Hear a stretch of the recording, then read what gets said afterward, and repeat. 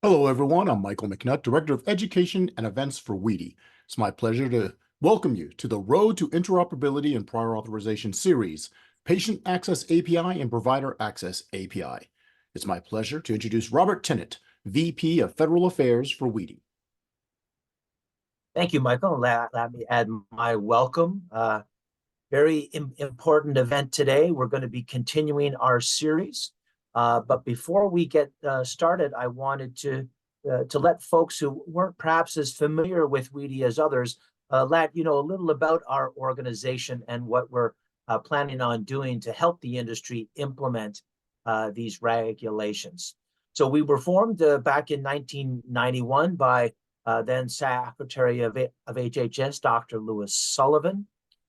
We were charged to develop some reports in terms of opportunities to streamline data exchange, in particular between providers and health plans.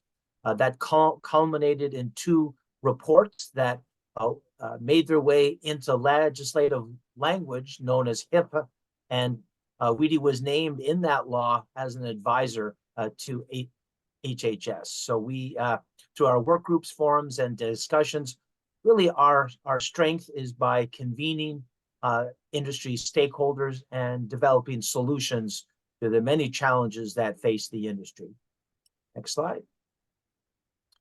And how we go about our work, a lot of it is done in our work groups, sub-work groups, and task groups. And you can see here we have 18, everything from payment models to the No Surprises Act, all of the HIPAA named transactions. We've got health equity, claim status, attachments, really anything that involves data exchange, we get involved with.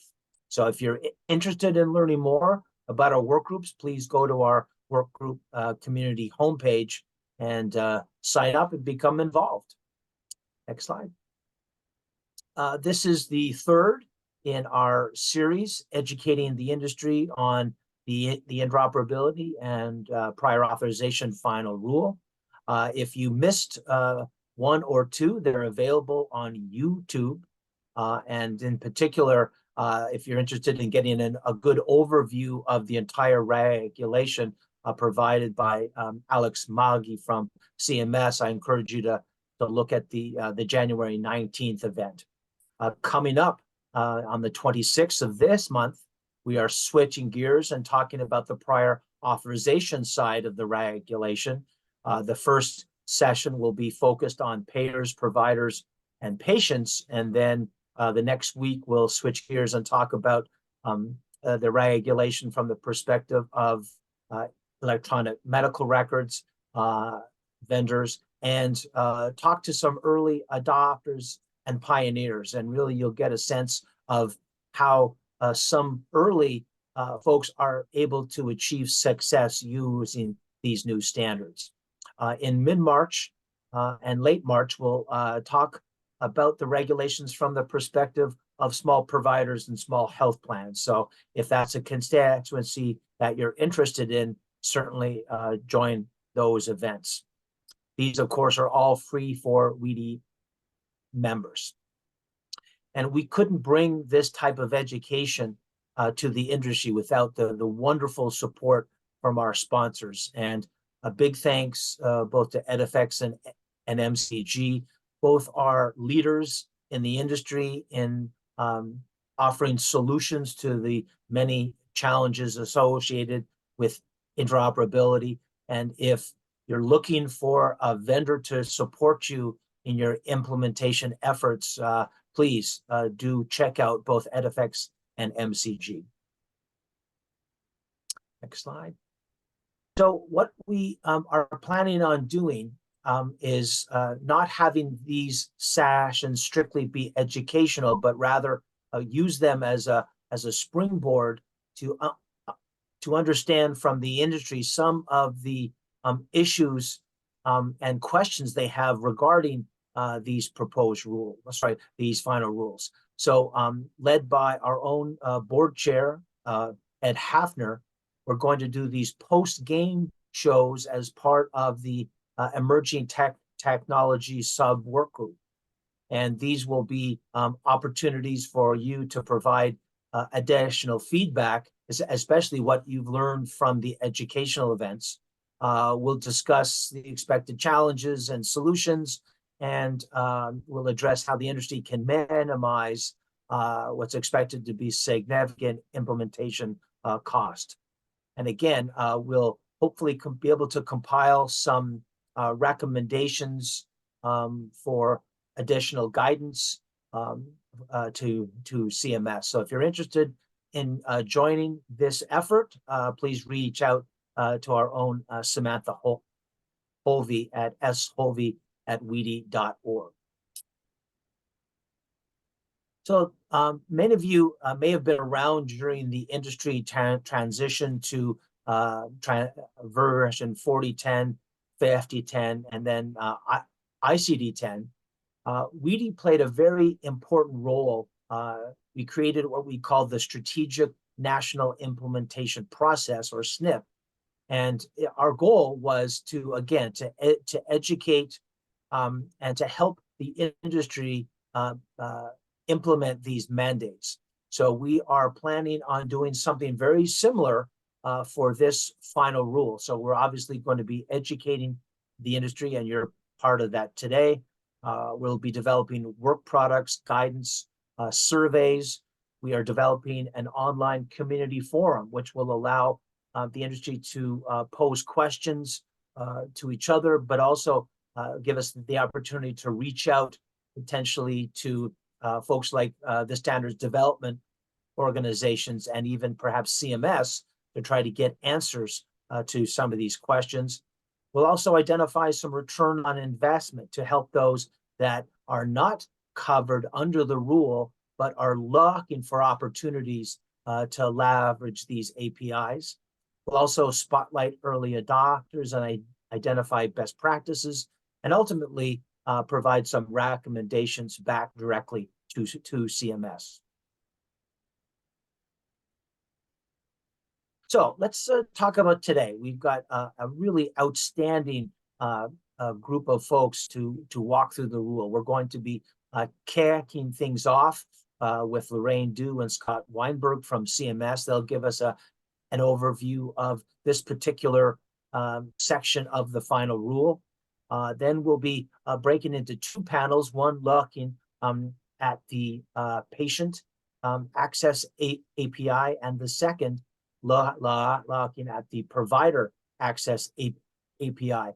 Both will be led by Denny Brennan, who's Executive Director at the Massachusetts Health Data Consortium, and also a member of the Weedy Board of Directors.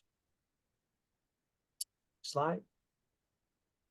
So this is an interactive event. We want to hear from you. We want you to take advantage of having what is a phenomenal group of experts available to you. So using the chat feature, please feel free to make comments, suggestions, ask questions. Denny and the team will be going over the questions, and we'll hopefully be able to answer them all before the end of the event. And as always, slides and the full recording of the event will be emailed to you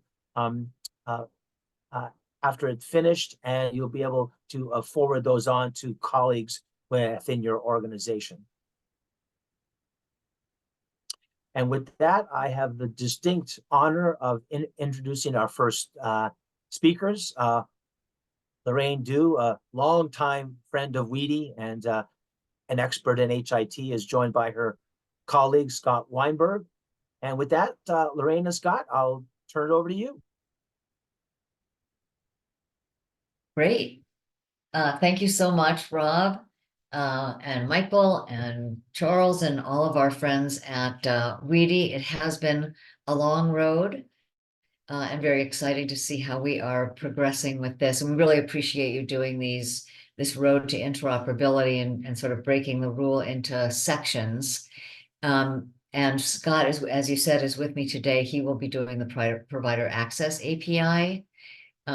We are both with the Health Informatics and Interoperability Group in the Office of Burden Reduction and Health Informatics.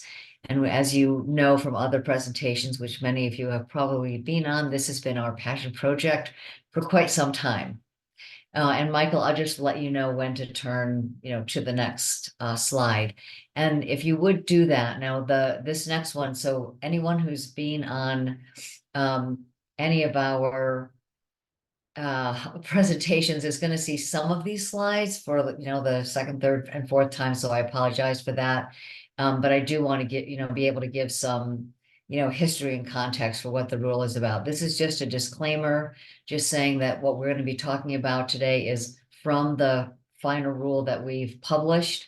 It's going to be, what is in the rule, and what we're telling you today. If we answer any questions, everything is going to be pointing back to what is in the final rule. So I just want to make sure that people, are aware of that. And then when you get the slides, it's really just going to be, information that is strictly from the regulation. We will be working to use many of the questions that we have received from previous webinars and from other webinars to begin to craft some frequently asked questions that we'll be able to put on the website, which I think was going to be helpful to individuals as well as we go forward. So I just wanted to put up this disclaimer for purposes of today and for other presentations that we do. So now we can go to the next slide. And an overview, which I'm sure you are all very familiar with, but on the 17th, we released our final rule, and then it is now officially in the Federal Register as of February 8th, and probably all of you have downloaded it. Unfortunately, it is fewer pages, but no less content than what was released on the 17th. And today, as I said, we're going to go through two of the provisions that are in this final rule, the patient and the provider access APIs. And then, these policies have two components to them, or the whole rule has two components of both operational and technical requirements. Those operational policies go into effect generally in January of 2026, and the API or technical policies go into effect generally in January 2027. And we say generally because each of the impacted payers have different, sometimes slightly different compliance date because of when their contracts go into effect. And while the heart of this rule really was about improving prior authorization processes and electronic prior authorization, all of these are designed really to move the industry towards greater interoperability by implementing these standards for the APIs that are throughout. And so I just wanted to make that point at the outset. If you go to the next slide, again, everybody should be or mostly familiar with these, with this slide, but to talk about the impacted payers, as we call them, it's the Medicare Advantage organizations, the Medicaid fee-for-service and CHIP, Medicaid managed care organizations and entities, and the qualified health plan issuers on the federally facilitated exchanges. There are provisions in this rule on the provider side, and we talk about that when we talk about prior authorization. So we will be discussing, that part of it today. And so again, on the left-hand side, you see, what all of the provisions of the rule are, and we are going to be focusing today on patient access and provider access APIs. And then Weedy has made provisions to talk about the other pieces of this, and you already have discussed the payer access API. So now you can move into what we want to talk about today in the next slide. So the patient access API was an original provision in the May 2020 final rule, where we required impacted payers to enable an API that would give patients the ability to knock on the door of their payer and request that their data be downloaded into the app of their choice. And that data included claims and encounter data, information from what is the USCDI, that is the data elements and data content, from the standard that is operated by the Office of the National Coordinator, and that they be able to have that so they could take that data in that form and take it and share it with anyone else that they might choose to do that. That was supposed to be implemented in July of 2021. And then we would be able to see if that would improve people's access to information and be able to manage their healthcare better. We know that the uptake has been low, in part because payers have their own portals, or sometimes patients may prefer to get their information from a provider. And so partly in light of that, one of the requirements that we have added to this final rule is that we will track metrics from the payers. It'll be reported to CMS so that we can see how many individuals have asked for their data to be downloaded to the app of their choice each year. So the total number of unique patients whose data are transferred through the API to a patient's health app, and then the total number of those unique patients of data that are asking for it more than once. That data is only going to be reported to CMS, and we're not going to be reporting it publicly. So we really want to understand, what this data looks like, and I'm sure payers are going to be interested in what that looks like, and then we'll see how we can collaborate on what else might be necessary to improve the uptake. The other piece of this patient access API that we've added this year is an additional set of data points for the patients to have access to, and that's related to our overarching prior authorization process, is that within one business day of receiving a request from an individual, that new data be added related to prior authorization. It's in the regulation, of course. I'll try and speak slowly related to it, but it's the status of a prior authorization, the date it was approved or denied, the date or the circumstance where it's going to end, and the items or services that were approved.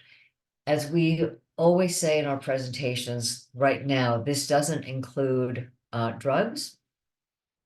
It can include drugs if a payer chose to do that, but we did not require that in this rule. And then we're asking if the prior authorization was denied, what's the specific reason it was denied? We know that that's a particular pain point overall for prior authorization. We are requiring that structured data for a prior authorization be included, but not unstructured documentation, because we know that is more complicated to provide.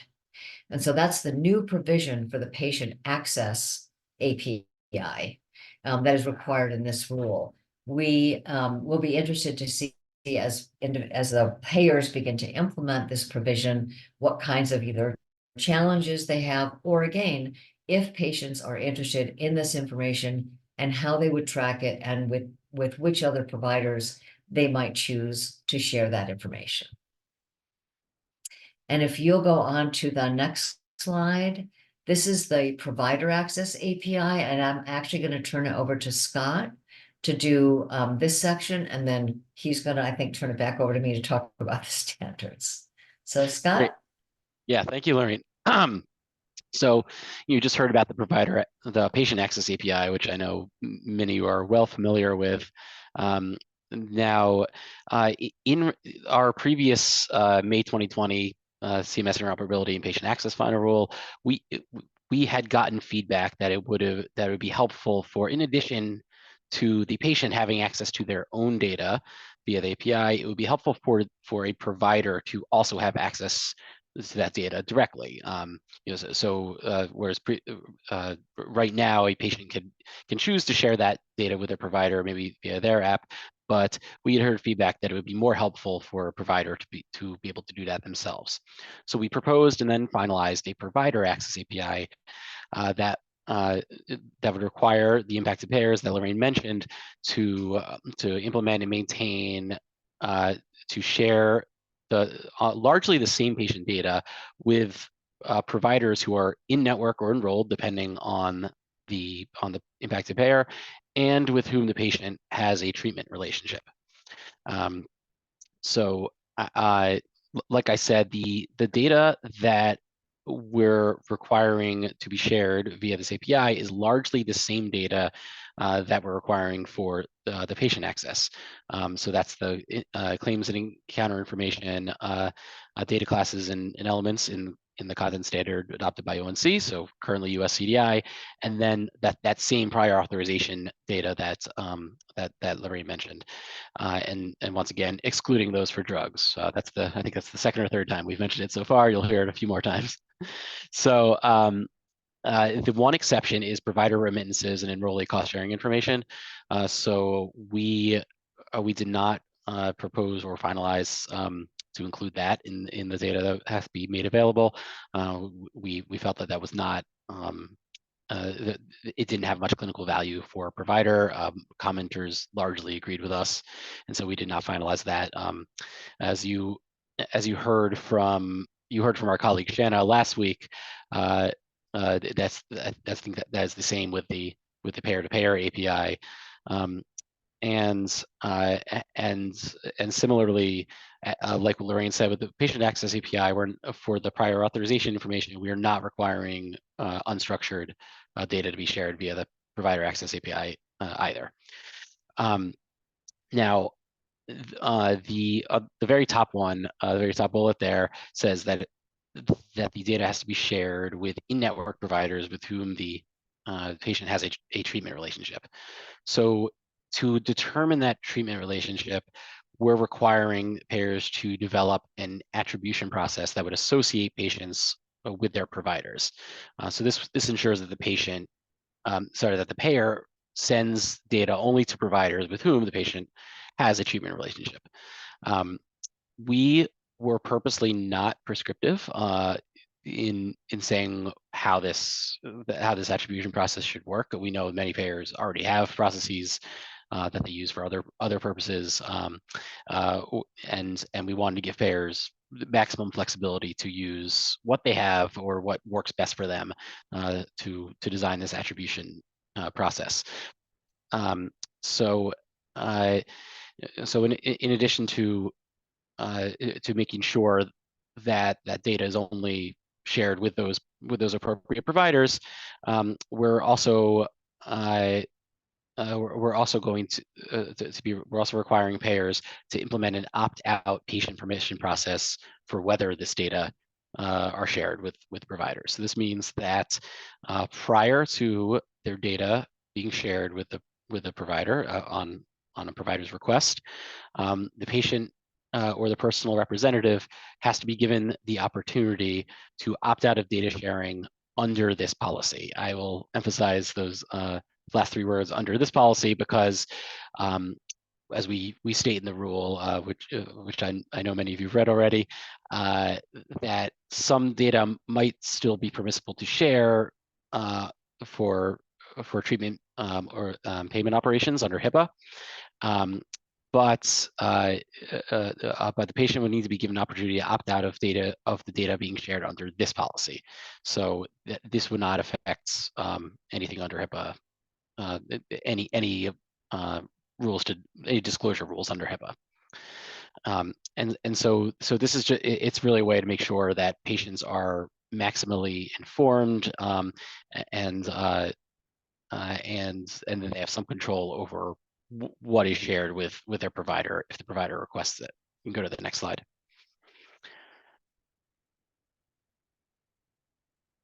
So speaking of being maximally informed, we're also requiring, this slide might look familiar for those of you who are on the payer-to-payer presentation last week.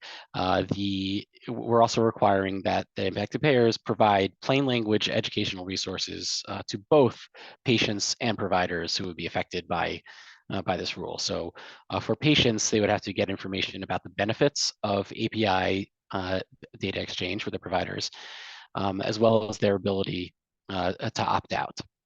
And that's at a minimum. Like with the attribution process, we're not being completely prescriptive on what is going to be included in these, but this is at a minimum. And then in addition, providers will have to be given educational resources about the process for how they can request patient data via the API, and then the payer's attribution process. So what goes into how they what goes into how the payer would consider what a treatment relationship is. So like with the APIs themselves, this would go into effect January of 2027, because when that goes into effect, the patient would need to be informed of what this patient and the provider have to be informed of what this actually means to have data go through an API. All right, so now I will turn things back over to Lorraine to talk about standards. Great. Thank you, Scott. So again, you probably could recite this sort of like overarching slide by memory as well. But I think what's important for us is that our final rule specifies that certain technical standards for each of the APIs, and we strongly recommend certain implementation guides to support the development of those APIs. And what I think is really important to know is that we've crafted our policies to be able to ensure maximum flexibility for implementers, because we want to support the use of standards with the right focus on what is best across industry. And I'm sure you've seen in the rule that we've modified our standards language to further clarify which ONC standards apply to each API, and you'll see that on the next chart. Which maybe some of you have made posters of in your offices. We haven't gotten that question yet. Usually it's the center of our bingo card, is that Weedy will make these slides available after the webinar. But we've also included language in the final rule to clarify that that payers may use an updated version of a required standard if using that updated version does not disrupt a user's ability to access the data, required to make available through the API. And as I mentioned, regarding use of the implementation guides for each API, we strongly recommend right now that payers develop the APIs to conform with those implementation guides. Michael is already on the slide about the required standards. Obviously, we're focusing on the patient access and the provider access APIs here. So the ones that you see in green for the patient access and provider access API, this sort of standardizes our approach, is that using these standards allows us to do both. So this is available as a really good reference right now, and you can see that in the patient access API standards, it's right now US Core for ONC 6.1.0 is being referenced, and the Launch IG release 2.0.0, which are part of the ONC certification program. And we're going to be putting out some clarifying guidance in our FAQs to explain, how implementers will get to that. And I think, yeah, and we reference the ONC rules there. And then on the next slide, which helps people understand what we are recommending for the implementation guides for each of these, because we want to enable continued testing, kicking the tires of these through the connectathons and through implementations as they continue to be developed, as we saw with even with Karen Blue Button for the patient access API with our first rule. It's really important that be allowed to happen so that there can be improvements, and we don't have to do another regulation just to adopt those. So these APIs both use the Karen IG for Blue Button and the DaVinci PDEX IG, but they also use different ones in terms of implementation. So the provider access API references the FireSmart, but the patient access API references drug formulary, which provider the patient does not. So again, you already have these in a number of other presentations, but Weedy will make sure to send these out.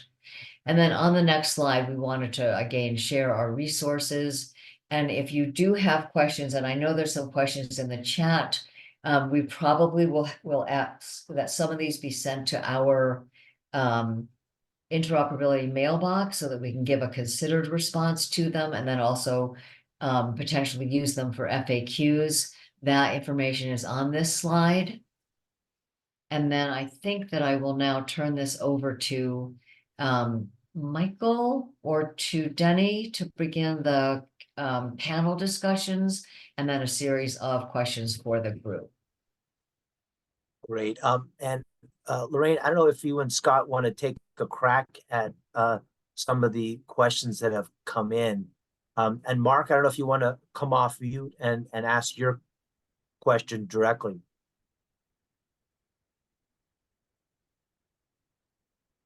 That's fine, yes, and the unmute button.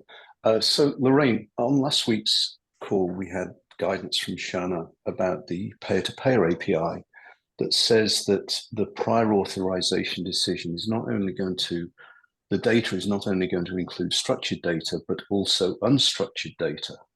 So if that is transferred by the peer-to-payer API, isn't it by inference, if a payer receives that data, it should be incorporated into the patient record and by extension should be available through a patient access API for that payer. So aren't we creating confusion by requiring unstructured data to be included in payer-to-payer, but not in the other two APIs that we're going to discuss today? Yeah, so that's interesting. So she said that it was going to be unstructured data in the payer-to-payer? Yes, so we would assume that that would mean we as payers, I'm putting my payer sort of implementer hat on, would take unstructured data and embed it in a document reference, hence it's deliverable by US core. So it is now presentable through the patient access API. Yeah. So we're sort of creating a scenario where a payer has got to handle data two different ways for these different audiences. Right. So I, if you don't mind, I'd like to check with her on her response for that. Because if that was because in the regulation, it says that we're not going to take unstructured data. And, because I literally was just reading it again this morning. So what I'd love to do is confirm, what she was saying for the payer-to-payer, and then send that back. And provide, a consistent, response. So I'm going to try and copy this from the chat and then I'll send it back through Weedy. Great, thanks. Thank you for that. Because that's helpful that we have that clarification too. Yeah. I appreciate that. We've got a question from Chris. What happens if a provider believes they have a patient relationship, but the payer, perhaps via attribution, does not recognize that relationship, perhaps due to a attribution timing reason or otherwise? Is this considered information blocking by the payer? Now, we know that payers were not included in the ONC information blocking rule, but I think the general question is, would they be non-compliant? Yeah, I think that was going to be my answer, that generally payers are not considered information blockers. Some maybe, but generally not. And so this would probably be something to direct to ONC and OIG in their portal if there is an information blocking concern. Great, appreciate that. I'll just give two quick comments. One from Samira, and I think she speaks for a lot of folks, and she says, from a value-based care pop health perspective, bulk exchange is extremely valuable. I think that's very important. And then Mark Roberts says it would be great to have an FAQ to capture these clarifications. So I think, as Lorraine said, they're going to be compiling not just these questions, but questions that they've gathered through other events, and I suspect there'll be many FAQs posted to the CMS site. So with that, I think we can move on to our next section. And I'm again, you had a chance to hear from Mark, but Mark, thank you so much for joining us today. Mark is Chief Interoperability Officer at Onyx Health and very involved in the Da Vinci work. And Mark, thank you for being here and for sharing your expertise. Okay, thank you, Rob. So just so folks know, I am actually authoring the Payer Data Exchange IG, and Lorraine and Scott did a great job of explaining a lot of the requirements in there. Let me try and give this from more of an implementer perspective then. So I'm not going to present any slides, but let's summarize the patient access API. There's going to be a few changes, obviously, if you look at what's happened. The addition of the prior authorization, and by extension, the US core data that is going to support the decision would be embedded in the patient access API and accessible to the patient, to the member. Formulary in the rule has been basically upgraded from the original STU1 to STU2. The content in formulary hasn't really changed, but the way it's structured has, and that is a result of direct feedback from a lot of PBMs about the way that it was implemented the first time around. So it's a good thing, but you're going to have to juggle the data around. I did actually put a question in the chat to a plea to CMS, so I'm going to plug that as well. Provider access doesn't include formulary data. And that makes sense. It doesn't make sense to pull a whole formulary for each and every patient, each and every member.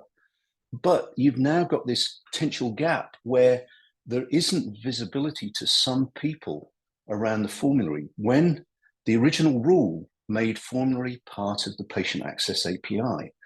Some payers, and CMS, I applaud you for encouraging this, some payers make that data available as an open API. It would seem to make sense that additional rulemaking might push to move formulary so it's an open API like Provider Directory, because that would benefit prospective members of a plan to see where their medications might lie if they sign up with a plan, just as they could check whether their doctor is in network. So again, just trying to clarify some of these things. But what else is happening? There's a minor tweak to PlanNet, the Provider Directory. Nothing really major changed between the STU1 and 1.1. It was more around identifying whether a provider was in or out of network, which has ramifications around no surprises. Karen Blue Button, and I know Mark Robertson is on the call and can certainly talk to this if needed. It's done a great job. There's a lot of implementations of Karen Blue Button. The key thing in 2.0 is it adds dental and vision. So there are going to be additional data profiles. So if you are offering your members dental plans or vision plans, there will be a requirement to publish that data through the APIs.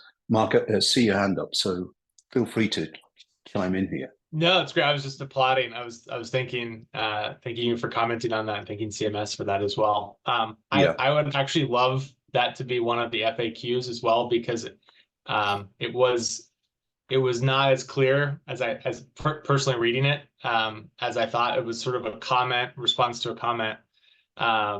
And basically saying that if you use the most recent version of the IG, the 2.0 version of the IG, which includes that, then you're in compliance. But I think for many in the community, really spelling it out to really be clear that if you are using that you are in compliance for that would be, I think, really important. At least that's my view on it. Okay, thanks for that, Mark. So that's more or less the summation of what's going on with the Patient Access API. What we have done in PDEX in STU2 is take the explanation of benefit, which is also used by the Karen Blue Button, and create a prior authorization profile that incorporates all of the extensions from the prior authorization support, claim and claim response. So payers will have the ability to basically forklift data from the prior authorization content in prior auth support into the EOB to present it to patients. That goes back to the original design in HL7's FM work group, where we designed the EOB as a patient's view of that claim and claim response data. And so you will find if you do a comparison between the profiles, field names are exactly the same across those resources. So we've hopefully made it easy for you to, once you've produced support for prior auth support, to be able to create your patient-facing view using the EOB. I'm not going to touch on metrics for patient access. I think you did a great job, Lorraine, in covering that. What was obviously clear from this is there is no requirement to publish anything about the utilization of the provider access API. Seems like a little bit of a gap, but I won't get on a hobby horse about that. Let's talk about provider access API.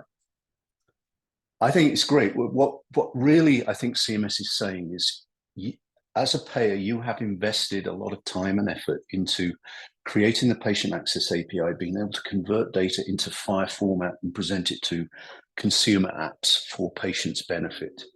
And really what we're doing now is saying, take that same data and now present it to different audiences. We talked about payer-to-payer last week. We're now talking about providers this week. So your in-network or contracted providers will be able to knock on the door and say, tell me what you know about my patients, and return that same data with a couple of little tweaks. Again, I've been working with the Karen folks around Blue Button. They did a great job defining the EOBs and Karen Blue Button's IG. We have to produce a version for both payer-to-payer and provider access, so it should be the same. They shouldn't be different. There will be non-financial profiles or redaction of the financial data from those claims and encounter records that are in those EOBs per the Karen Blue Button. And so the way we're approaching it is at PDEX, we're defining the interaction between payer and provider, and Karen, through the Blue Button IG, will be adding the data elements to cover the claims and encounter information.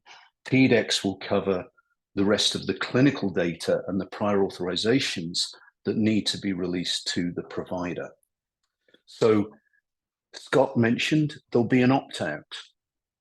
So the way provider access is going to work is it's going to use the bulk FHIR API. Now, we have to get technical for a minute.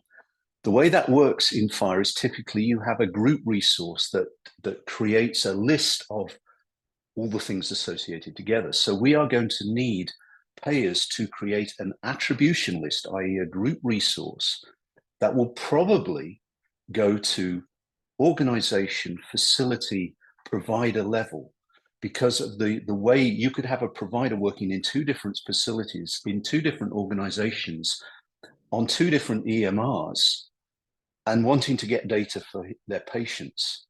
And you don't want to be mixing data across those organizations, etc. So we're looking that the guidance will be organization, facility, provider, creating that list of patients. And if a member has opted out, they will not even be mentioned in that list. We don't want to risk releasing data by accident, okay? So we are actually going, in PDEX, we are going to heavily leverage the work Da Vinci has done on the member attribution IG. They have defined these lists. They have defined mechanisms for updating these lists. We want to take that list, the ATR group list, and profile it. And what we are proposing, we're actually looking for feedback right now. So come to our Friday 1 p.m. meetings if you have a voice in this. We want to make the APIs useful. Samara, you said this can be incredibly valuable. So we're looking at having the ability for a provider to use what is out of the member attribution, the Da Vinci data export operation, and there will be a PDEX profile of that operation. And what does that do? It allows a provider to have a list of 1,000 patients, but they could actually submit a request to the API that says, give me the data for these 100 patients. I'm only interested in this set of data, the conditions, the procedures, observations. It's really the provider's choice. what is valuable to them. They could ask for everything. And then they could actually apply various filters. So why would you want to do that? You might, for example, want to grab the prescription, the medication dispense data for the last 6 months. You may want to know procedures for a much larger period, right?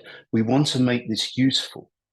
But then, if you're only asking for 100 members' data out of that 1,000, how do we keep track of who's asked for what, when? So we're proposing 3 extensions to that profile for the group, where when a transaction happens, the operation would record when was the data asked for, so when was it last transmitted, what resources for that patient were requested, and what filters were applied to that, so that a provider could then re-pull that group resource and see what they've asked for before. So we're trying to make this flexible, but we really want the input from the community, both the payer and the provider side, of what really works, because this stuff is hard. We could simply have an API that returns everything. One of the challenges with the existing bulk APIs, the way it's implemented, some EMRs, for example, you can't say, I only want the new stuff. You have to every time get everything. And that is crazy. We know, I think, from CMS's experience with the beneficiary claims data API, the first thing providers said is, I don't want to pull down 5 gigabytes of data and throw 4.9 of it away because I only want this new stuff. So we're trying to define these APIs, and it will be in an STU update to 2.0 to make it actually useful. And we want your input on that. The other factor, as you hinted at, Lorraine, and I can't speak for Da Vinci formally, but it's obvious, we are in a dash to update our IGs to support US Core 6.1. It does not make sense for us to go and deploy this in before 2027 on US Core 3.1 and then say, oh, by the way, we've got to go back and change all that to US Core 6.1. So we are working rapidly through working out what the impacts are. So I think if you're a payer, you should plan. You are going to be implementing US Core 6.1 unless CMS tells you not to. But I don't think CMS, I'm guessing you don't want to be out of step with the ONC. So I think that is really it in terms of the summary of this. We're really returning the same data with some nuances to a different audience. We want to make this so that the providers can get the data they want. We're thinking a typical use case may be, I want to pull the data that I look at for the patients I'm going to see tomorrow or over the next few days, so that they can pull that in, have it analyzed and have it ready. We think that's probably the most valuable use case, but we want to leave the API with the flexibility to go and say, no, get me that entire patient history. So with that, I think I'm heading back to either Rob or Denny, unless there are any questions. Great. Mark, thank you so much. That was excellent. Because we are going to be, I know we're going to have a lot of questions for our panelists. I think we'll switch gears and we'll ask Denny Brennan, Executive Director of the Massachusetts Health Data Consortium and WEDI board member, to take the reins and perhaps start with introductions of the panel. And Denny, I'll turn it over to you. Thank you, Rob, and thank you, WEDI, for pulling together such a terrific event. I'm honored to be asking a distinguished panel, actually 2 panels with some overlap, some questions about these 2 access APIs. But before we do that, I'm going to go down the list of people I have among our panelists and ask that you introduce yourself. Karuna.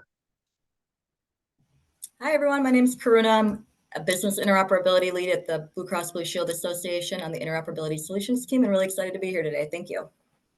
Thank you. Anna Hyde, if you're here, I'm looking on the screen.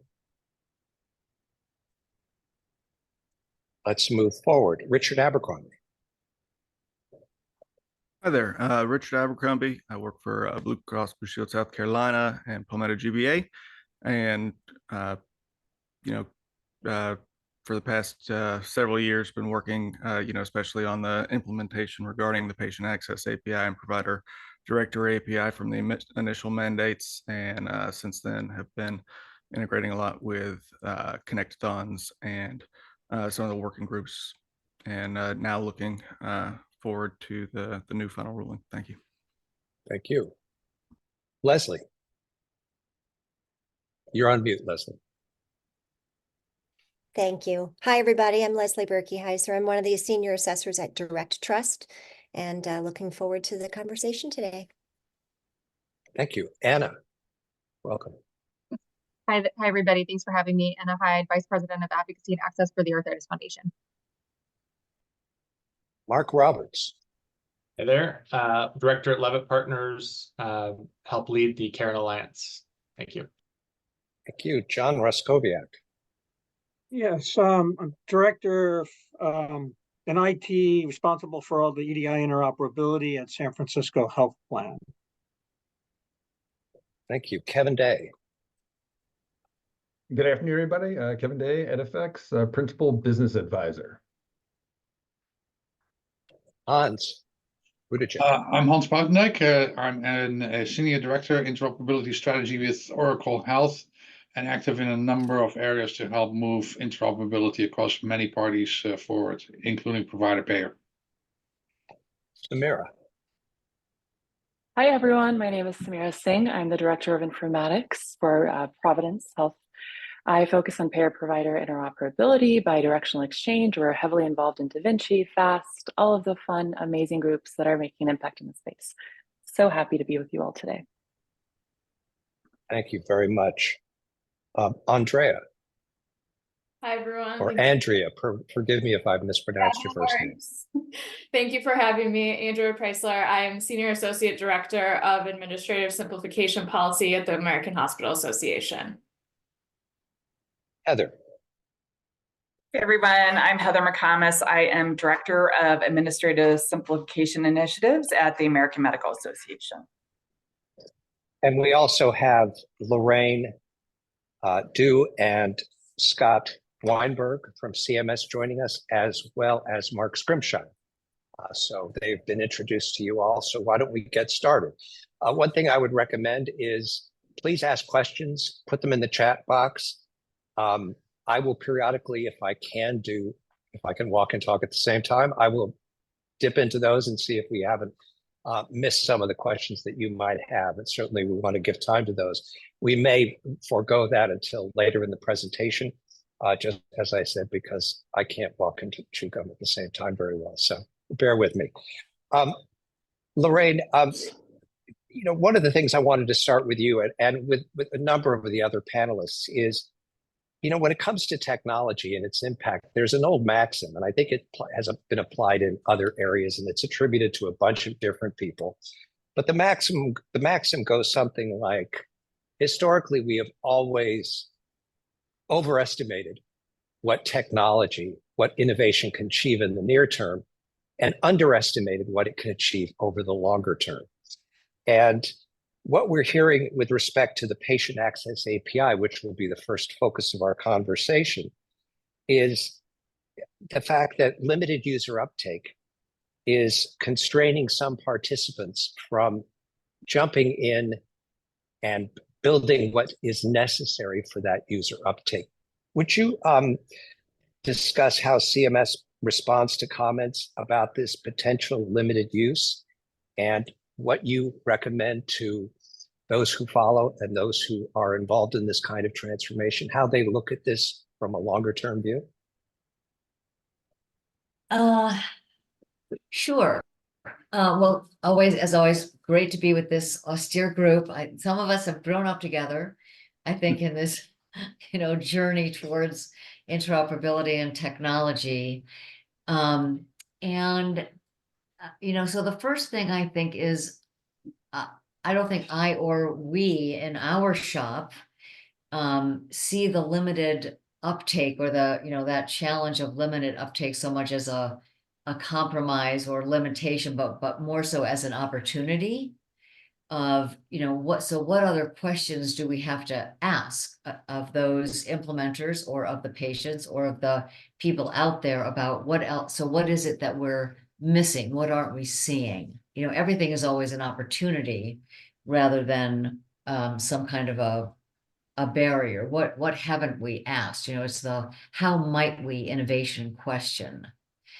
I was kind of looking at when we had our conference with the Office of the National Coordinator last year, which we plan on continuing, about enabling patient access to health data for actionable results, which was a long way of saying, how do we find out what this issue is with patients not knocking on the door, as I said earlier, or implementers not necessarily wanting to build it because it's, do I want to get my data from a payer? Do I want to get my data from a provider? What am I going to do with this data? So what questions do we need to ask to find out what those challenges are? What haven't we asked already?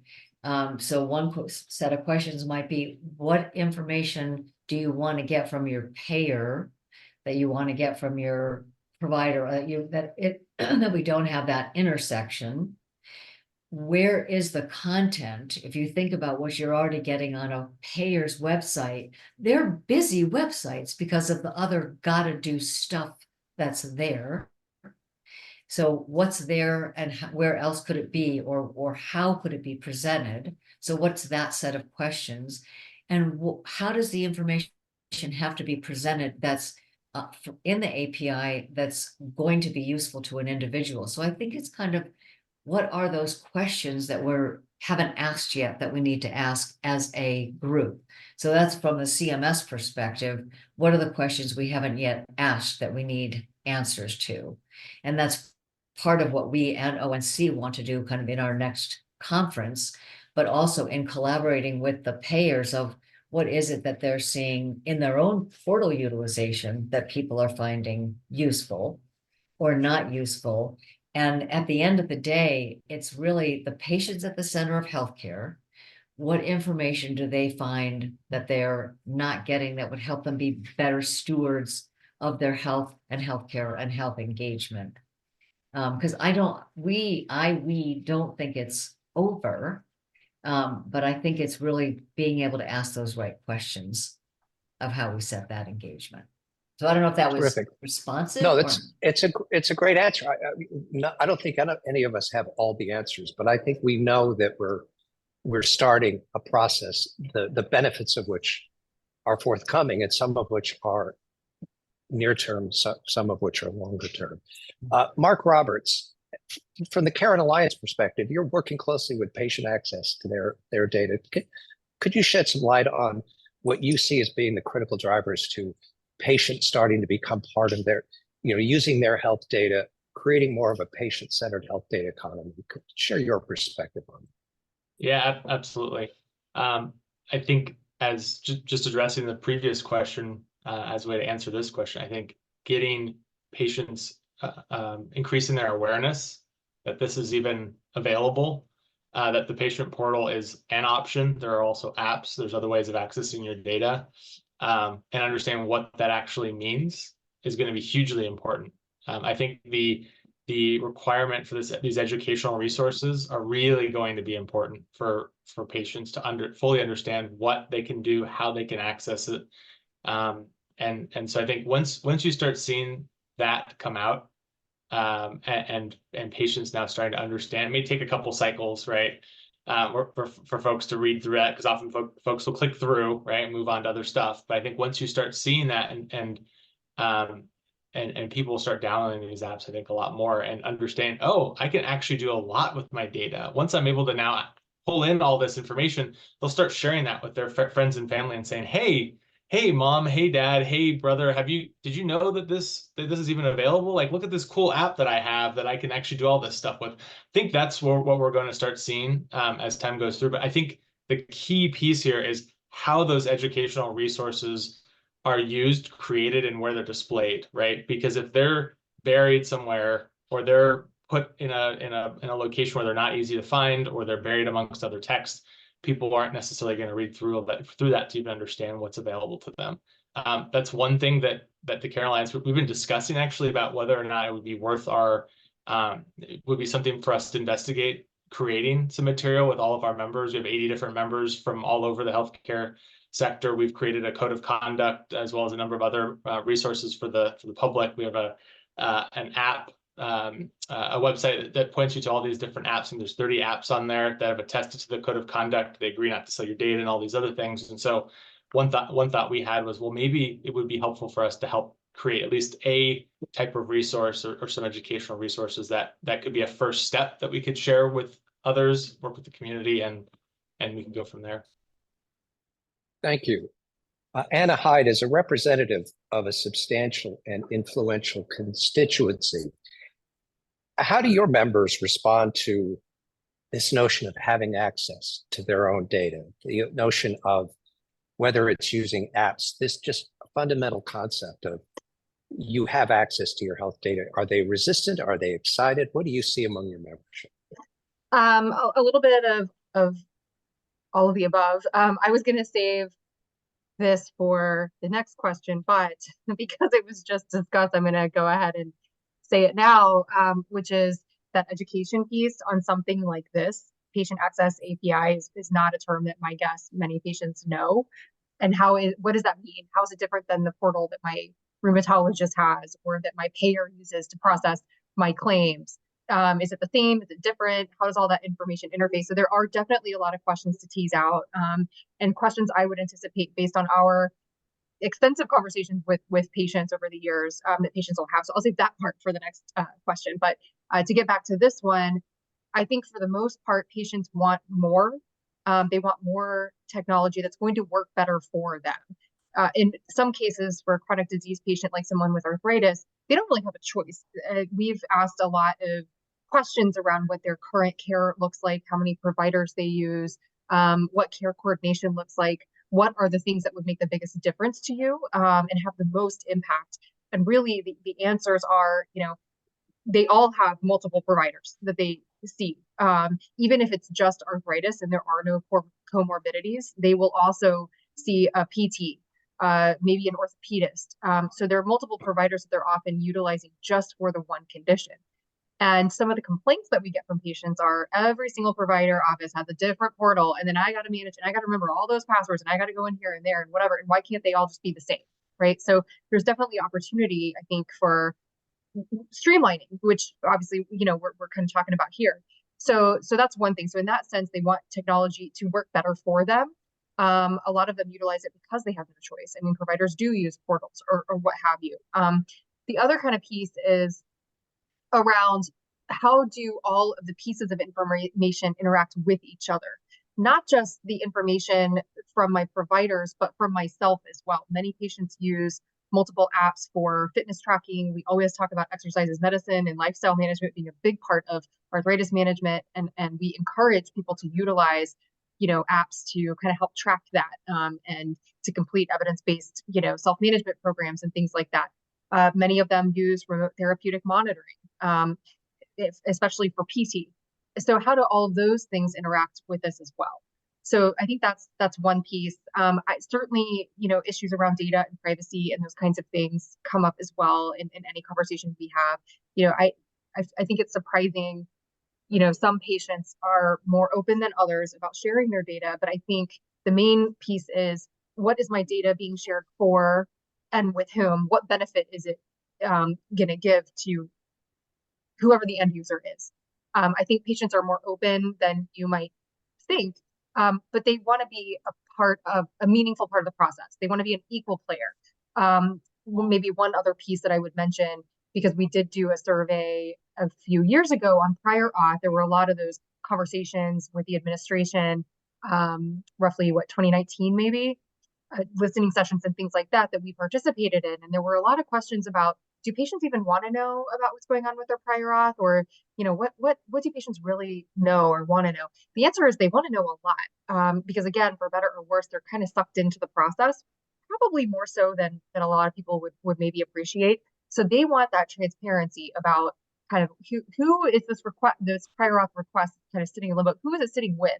If I'm feeling like I'm triangulating a lot, who do I need to be calling now? Because I called my pharmacist who said, you need to call your doctor. No, you need to call your health plan. They're doing a lot of that. And so having the ability to know who and where and all of those things, I think that is really the way that technology can give the most impact from what we hear from patients most recently.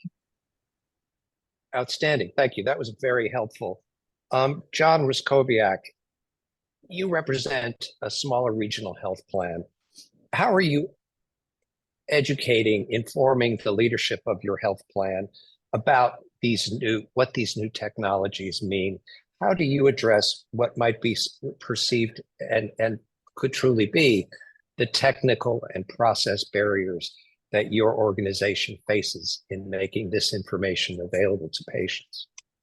Well, in educating the leadership, being a small plan, we don't have a lot of filters in between myself and the C level. And we also put together a really great process to communicate. It's what are the requirements? What do we have to do? Working with compliance, here's the mandates, and giving it the time it needs. Like we started right when the regulation came out and said, we got to do this and let's plan it out. And then also it's looking down the road. I talked about it last week too, is what's the vision? I'm already doing bulk fire loads. I'm already reusing the data to send it to my HIE because California has mandated that the patient access data has to be provided to payers, from payers, have to be provided to the HIE to be part of the data exchange. So I've already got all that work done. So, that they love that. Then I can go back and say, this is how much it cost, because we did it this way. That's the technology, that's the communication hurdles. The other aspect, getting the patients, we're a Medi-Cal plan, it's Medicaid. We're small regionally, but getting, a lot of our members don't have necessarily the access. We only have a few members using it currently. It might be a little bit more than they can handle. We have actually a service center in the city that our potential membership goes to. We have outreach groups. I'm looking at, the patient access as not being a big adoption by our membership. However, I'm looking forward to the provider API doing the HIE, which is similar to the provider API, because all that same data is going to be available, and leveraging all that for having, a better overall health record for our members at the provider level. So, not looking short term, looking bigger, we're actually heading in that direction already. And that'll help everybody because then the providers can provide that higher level of service. Excellent. Thank you. Karuna, as a representative of a national organization, largest health plan association in the country, how do you discuss this with your member plans? How do you broach this advancement of new technologies? How do you balance what health plans in your membership have to do locally or regionally and what you want to accomplish nationally? Tell us a little bit about how you're presenting this to your membership. Absolutely, thanks. So as you all probably are familiar, the Blues are made up of quite a few plans. Some of them are on the smaller end, and as you said, some of them are national and quite large. So I'll speak from the perspective of large health plans. I think, one thing that's critical for us, and first and foremost, is we participate in as many of the industry events and collaboration opportunities as we can. So, HL7, Da Vinci, FAST, Gravity. There's Sequoia payer groups. There's TEFCA payer groups. There's obviously these WEDI opportunities. So what we've been able to see is really a lot of palpable change that comes out of participating in these events and these education opportunities, and being able to drive engagement to our member plans in these larger industry activities helps us connect the dots across them. I think, we're not just triangulating in some ways, we're hexagoning and really figuring out kind of where do we land in our role as the association, and then the plans for their own needs and business operations. So I think first and foremost, the industry events are, critical for larger ships like us. Knowledge sharing across the internal organization. So I think all of us here can really respect and value the rule that came out and with all the progress that's presenting for us. But I think bringing back that information to your internal organizations is a little bit more of an art, and kind of requires intentional championing. And so, folks like security and privacy, other business units, the policy teams, member consumer experience, those are all various teams that have various priorities of their own. And with this mandate, we will have more kind of top-down strategic opportunities. But, these plans are large organizations steering a ship. It's not similar to, the small health plan situation where you have a direct line of communication. However, that effective communication strategy is critical. So something that we have begun is something we're calling interoperability intersections, bringing kind of all the folks that touch the different pieces of some of the requirements that have recently come out. How can they be in a room together and figure out how to collaborate and honestly just orient to what actually does all of this mean and why is it important and how is it actually strategic? And then the third piece I'll say is, what can large health plans do to drive past regulatory compliance and really focus on business value and member experience? And similar to some of the comments that Mark made around, with the provider access opt-in messaging, where can we be strategic as plans in encouraging engagement, and build upon the work that we've done so far and kind of really create that comprehensive patient-centered experience. But it's a large ship to steer, and so we are constantly tracking along and moving in the ways that we can, and really appreciate the technologists and the providers and all the regulatory folks that keep us included and educate us as well. So thank you. Thank you. Leslie, as someone who guides organizations through the complex privacy and security implications associated with this new level of data availability, data exchange, what are some of the expected challenges that you see both health plans and patients facing when they have this new level of access to health data? Thanks, Denny. I'm going to start with the fact that I grew up in the Medicare and Medicaid managed care world. And one of the things I think we haven't said was that this initial uptake, if you will, is in the Medicare Medicaid population. So some of that may lead to some of the focus or the lower level of uptake, perhaps if we had been able to start this in maybe a commercial environment. So I like to look at things with any security challenge as having two sides, the people policy side and the technology side. So on the people side, thinking from the patient perspective, certainly we may have a lack of technical savvy. People want to speak to a person still, not to use their app, et cetera, might be concerned about security issues, or simply it's not a priority to be focused on having better control over my health data, perhaps. I'm just kind of throwing those things out of there. So I agree, and I agree as well with the preamble language and the recommendation, the rule, and what's already been discussed today, that being able to explain in common language the benefits of having the additional control over your health data to the patients is going to be huge.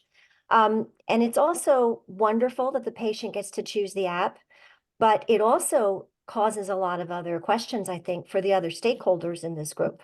Certainly, we said health plans, providers, and even the tech app developers. So from the perspective of the patient, and the rule says that the common language is to help explain the benefits and the opt-out process, I think it's also really important to help explain some of the potential threats in the world of using apps, especially mobile apps, and the vulnerabilities associated, in addition to the ability to know which ones can be trusted.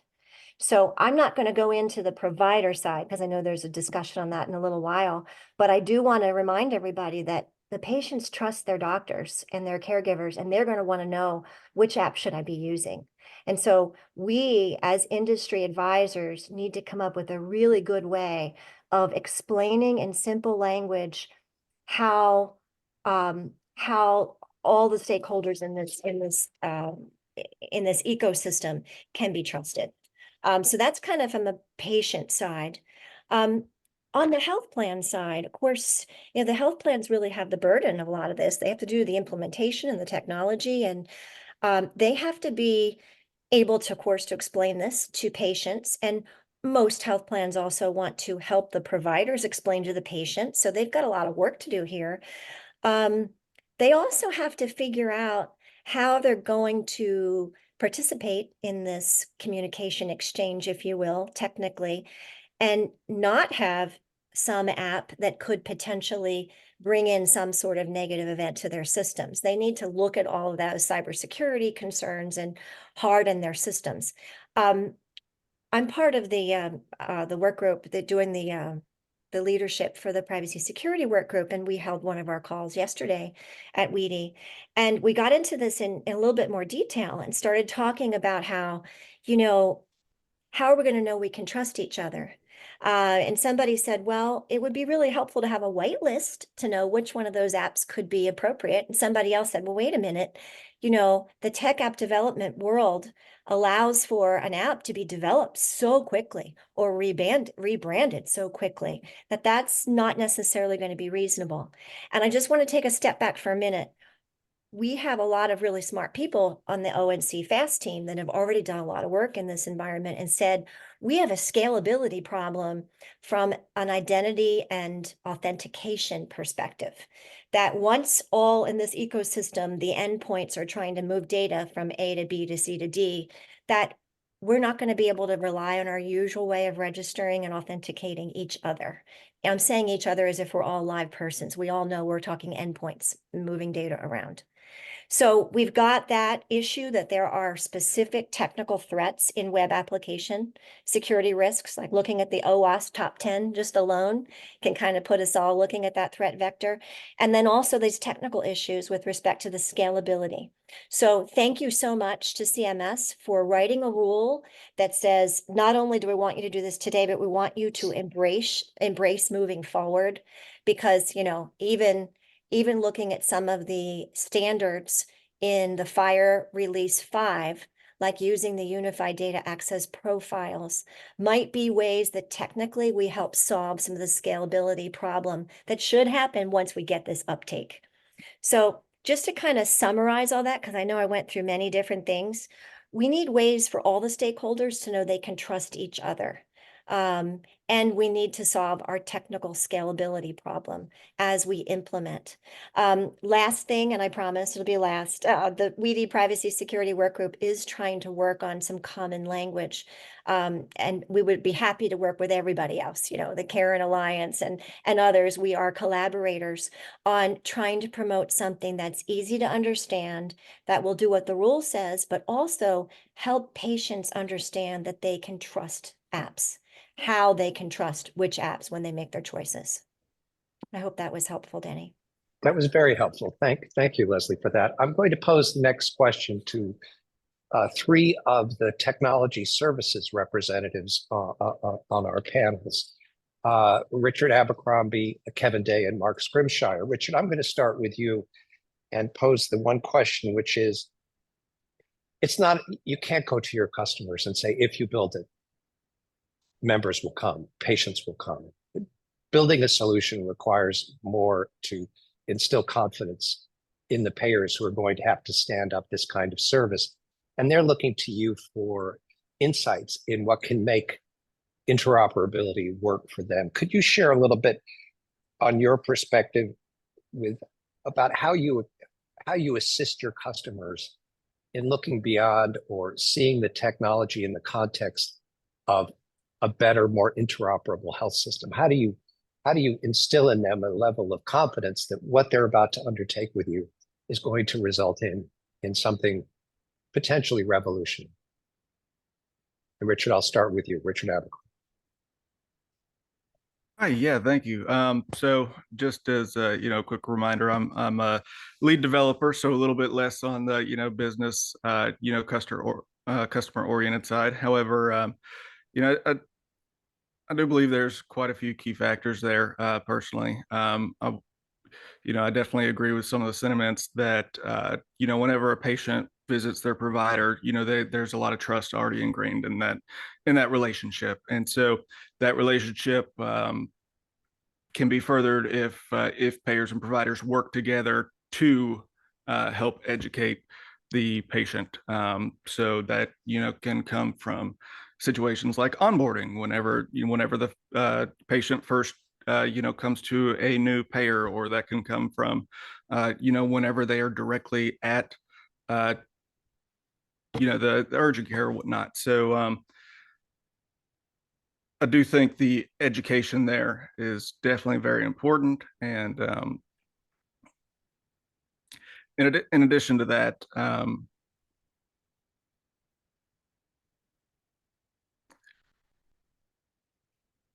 I'm sorry, I lost my train of thought, but yeah, I'll let you go ahead and move to the next.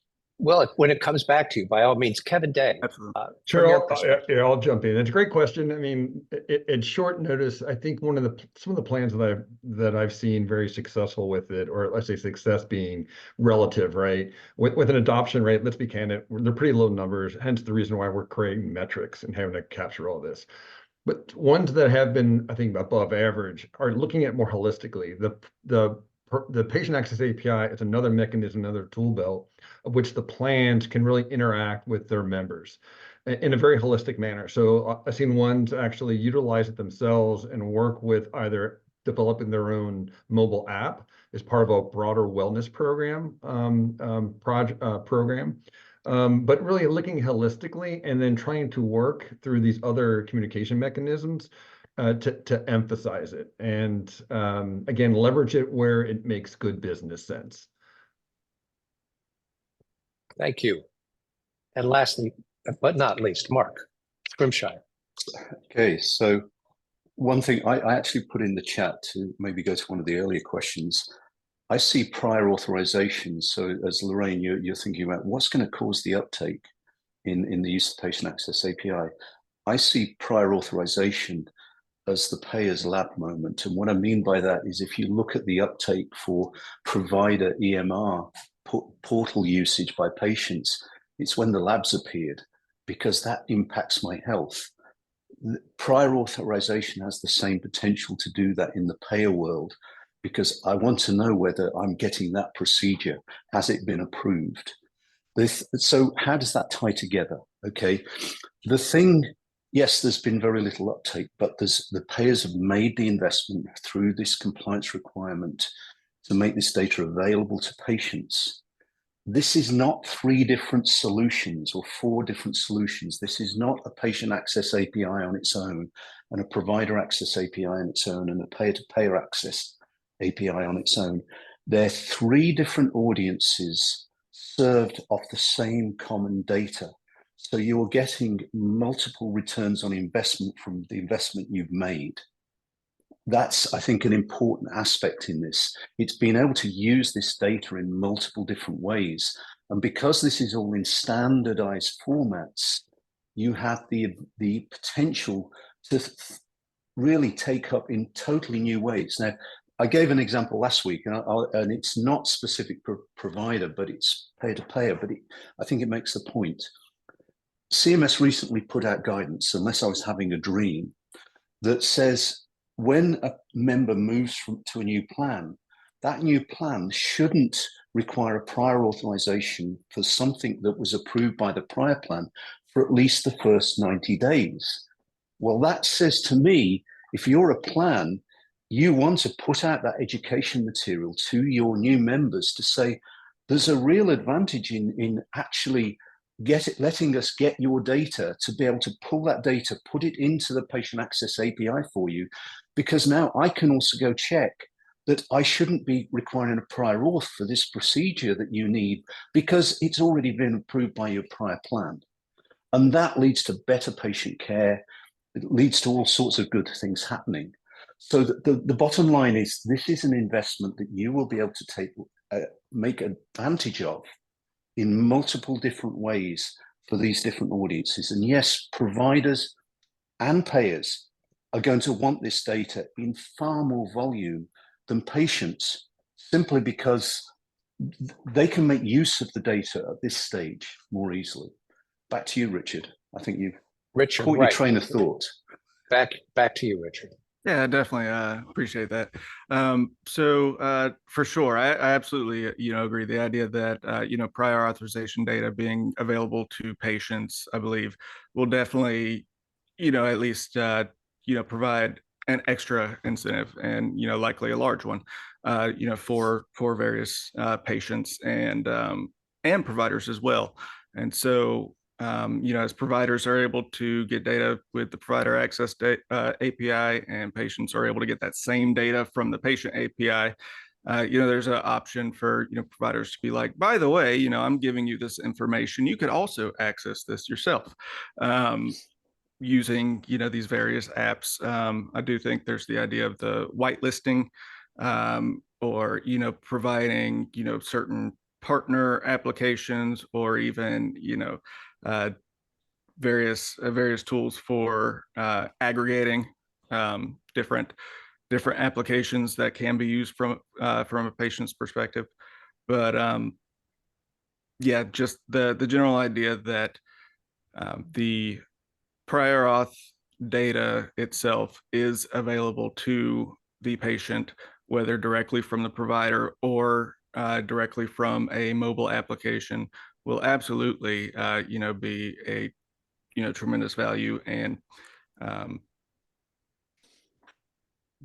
just, providing the education to the patient, like I said previously, through onboarding, or at the provider's office, or even just notifications from other already trusted applications can help with that as well. Thank you for that, Lorraine. We have a lot, and this builds on Mark's point and Richard's. We're looking at the same data being accessed by different constituents in different volumes, in different ways, using these different APIs. Can you place the patient access API in that context? Because as one of our panelists earlier said, patients tend to think, I'm going to go to my doctor to get my health information. They don't really think, I'm going to go to my health plan because they're going to give me, if they're relatively informed, they're going to give me claims and stuff like that. But health plans have more data than that. But the patient access API is about members accessing their health plans. And there is also patients accessing providers. Can you place this patient access API in context in that puzzle for us and give us a sense of, where does it fit and how does it complement other ways in which patients and members become informed of their health? Yeah, and as we were talking earlier, I think it's true that patients don't yet see their payer as the informant of, oh, my health information, and yet the payer is this rich resource of information because they have the claims and information from many different providers. It's this repository of all that information. It is the center collector point, if you will. And so I think the health plan and the payer should be a value add and should be perceived as a value add for that information as the center. While the patient is the center, their health plan can be that repository. And I think to Mark's point earlier, what we were trying to say, it's partly the education of here's where you can get all of that information in one place for you to be able to make some informed decisions about your healthcare.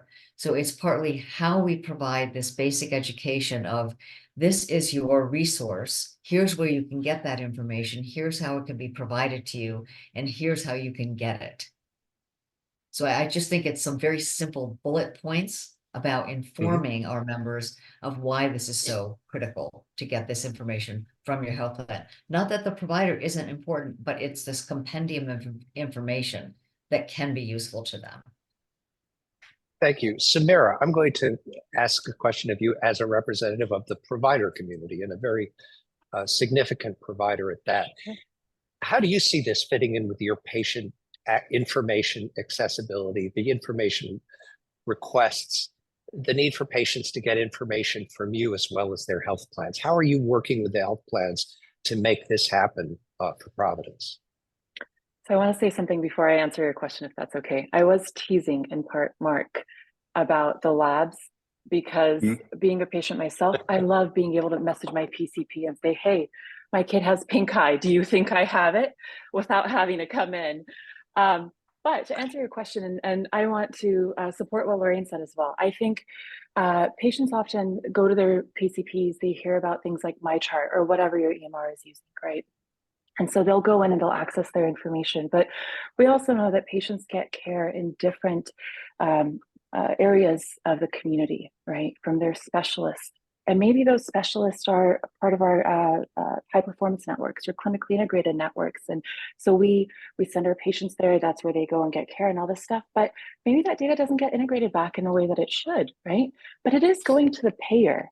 And I, as a patient with a cell phone, want to be able to see what goes to my payer, want to be able to see how I can advocate for my health and so forth. And so I think it's just such a great opportunity to position payers a little bit differently as it pertains to patient data, patient health, and so forth. And someone earlier mentioned the use of the California exchange, right?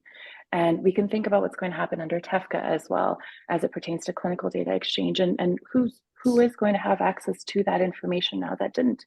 Mostly payers, right? Whereas we as providers have things like Care Everywhere and other ways to integrate clinical data as well when it is available, when other clinics are on those certified mostly EMRs.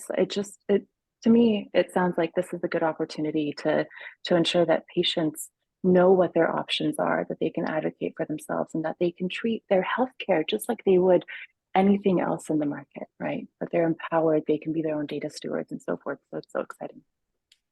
Thank you. John Raskowiak, as a payer, how are you working with providers around this idea of, the information you get from providers is accessible by patients and members through this patient access API? Do you see providers more inclined to share information with you with this in the future, or is that a conversation that is to be held at a later date? How are you talking about this vis-a-vis your provider network?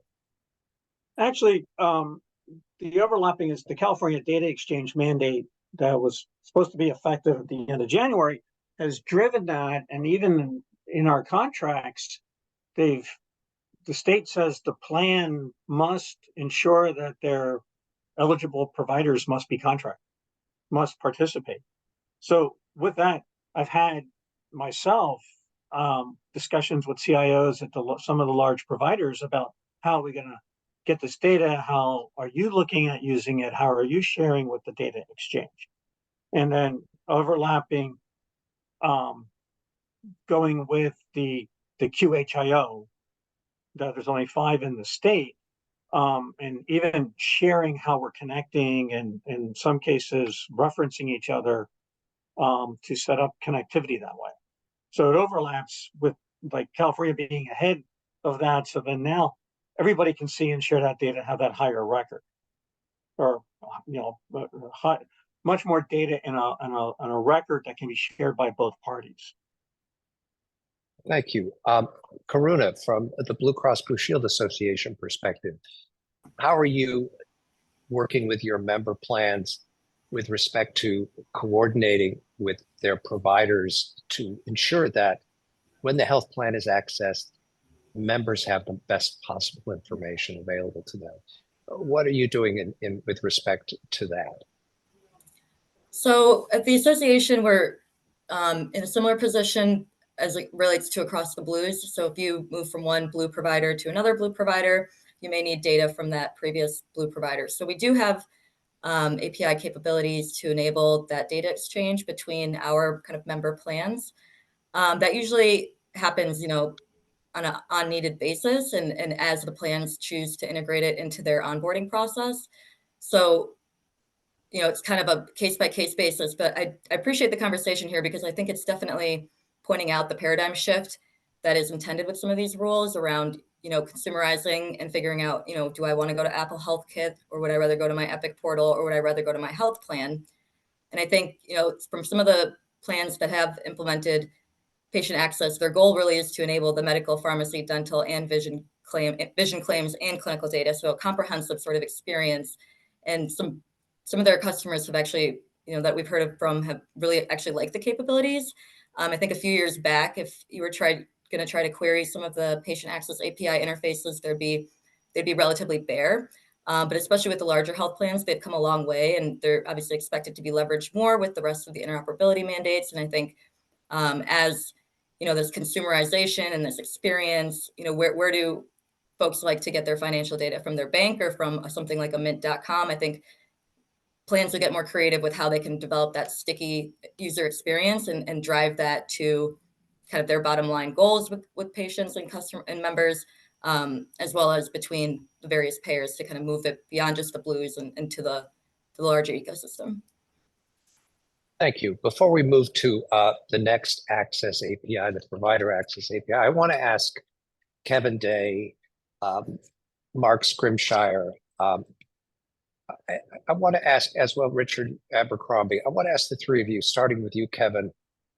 This is a big lift for health plans to bring this information to the front of the enterprise so that, that it's accessible by patients, by members. What are some of the major challenges and sort of, critical success factors that you see for health plans who have to move data from legacy systems, many of which sit fairly far back in the enterprise, to have that data available for something as real-time and as potentially demanding as this patient access API? Yeah, great question, Danny. So definitely there's a challenge. Although I believe that the majority of the organizations, at least we deal with, I mean, keep in mind, this is talk specifically around the clinical and claim encounter information that tends to reside in persistent stores that are accessible and standardized, and they're fairly timely. I think the clinical is the biggest challenge. There tend to be delays with that because of the information being used, the timeliness of when they're getting absorbed. Whereas claims, at the point of adjudication, it's pretty much available. But be able to tie into those sources of truth for both clinical and claim, and then be able to scale that in a timely fashion is the challenge. It's knowing which one. If I've got a claim, and from a historical perspective, in 8 persistent stores, which one of the 8 do I pull from? It's probably the biggest challenge I've seen across the health plans. Am I going to my adjudication system? Am I going to my data warehouse? Which one do I actually want to use? So I think it's probably the biggest one, but actually accessing it and scaling it has not been a huge challenge. It's really understanding which is the actual source of truth I want to pull from. Great. John, you've raised your hand. John R., what's your question? Well, actually, the question, it was kind of adding on with being a small plan. What we did was we looked at our vendors during our RFP and say, how can we make this easy? What vendor to get the data, because we said, well, I got systems of record. That's where I'm going to not have 8 places where I have claims. I have one for claims, I have one for clinical, and then, the warehouse, if I have a Delta. But the thing was also working with our vendor, they took a lot of data formats that we already had. They said, if you take X12, we already have a map. If you provide me the US CDI, I have a map. So what it did was it took the burden off the health plan to extract that data. That's the hardest part for a health plan, is getting the data out and then getting it so your vendor can map it and normalize it. So once you do that for patient access, then everything else gets easy. And we were lucky, I could, be the commercial for Kevin. And Edifax made it simple. And when you compared it to the other candidates during our RFP process, that was a huge win. I only had to do like one custom format out of my systems. Everything else, they had pre-built maps, and they did the work. And they repetitively did it because we partnered with 7 other plans in the state, and they had the same, simple process to get up and running.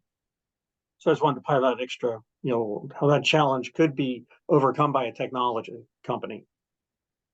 Terrific. Thank you. Richard Abercrombie, could you talk a little bit as a developer? This is a challenge from a systems integration perspective. It's a challenge from a database management perspective. As Kevin mentioned, some data are persistent, some are not. What are your perspectives on this?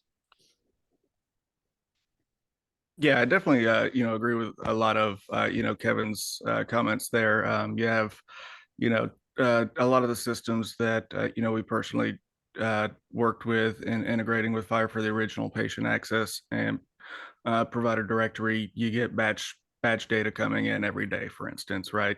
So now you're able to utilize a lot more of the real-time aspect, and so of course there's slight differences in the workflow there.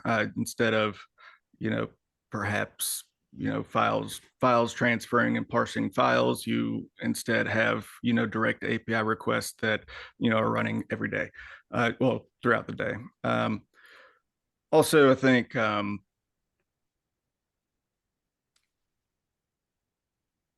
with patient access, with the patient access API, I do actually personally think it's one of the easier parts of the mandate personally. And the reason why I say that is we're using very similar resources. The resources that we are adding into the patient access API via prior auth or as part of CRD, DTR, and PASS will be encoded into Fire at some point in that process already. And so we already have those resources in Fire, rather than having to necessarily map them. Obviously you have the historical aspect of that, but I think, a lot of the burden itself, in getting the prior auth information available to the Fire repository is specifically the CRD, DTR, and PASS process itself, rather than specifically the patient access API that presents the data.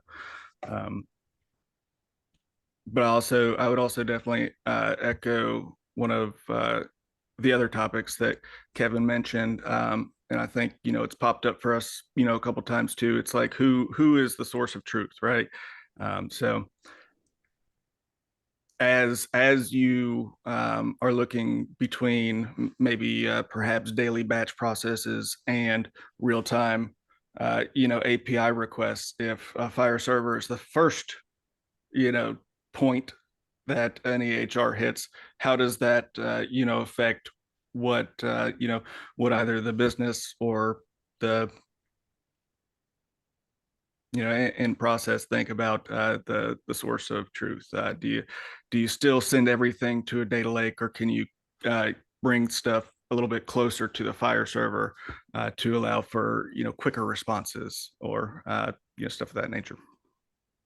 Thank you. And Mark Scrimshire, before one last question to you on this, or this question to you from your vantage point, and then we're going to move on Karuna's hexagon to the provider access API. But Mark, your thoughts. I concur with Kevin that the challenge has largely been solved for a lot of the plans out there, certainly for patient access API. It was more about working out where do you get the data from. Once you work out where it's coming from, the process of mapping it is not trivial, but it's predictable and pretty simple. And we've done it for multiple plans. We can deploy a platform really quickly. We've got those mappings, as John pointed to. So that it's really the time that you invest in working out where's the right place to get the data that really makes the difference.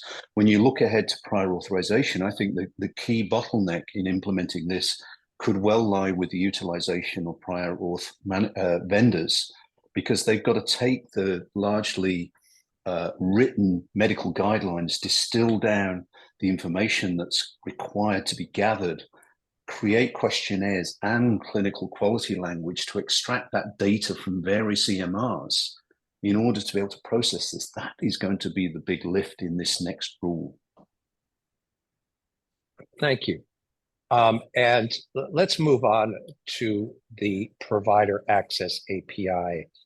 And Andrea and Heather, I want to start with you, the two of you. This is an important issue for the members of your organizations. This is been a longstanding request that providers have more access to their patients' health information as it is stored in the health plan records. Could you talk, Andrea, starting with you first, what your organizational members see as the strategic imperative and what this will enable them to do tomorrow that they can't do today? Sure, that's a great question.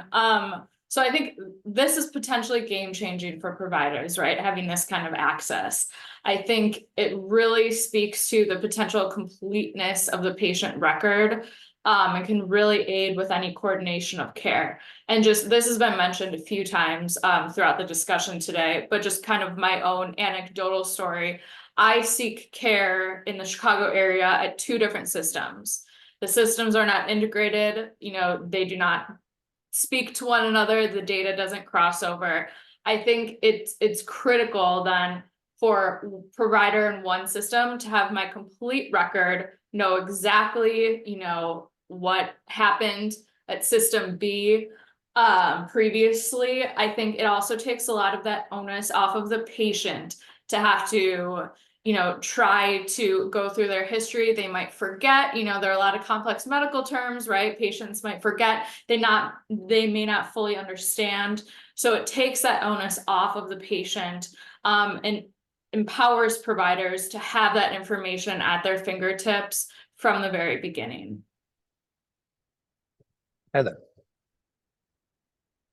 First, I just second everything that Andrea said, what she said, just adding maybe a little more color. I mean, we certainly see the potential of the provider API to improve continuity of care. That's really important. As we all know, as patients, we bounce around between different healthcare professionals, and for providers to be able to see that holistic picture is really important. And obviously, as folks have mentioned before today, the fact that patients are getting this information is really important for their providers to be able to access the same information from payers as well, and to help build this kind of longitudinal healthcare record for patients.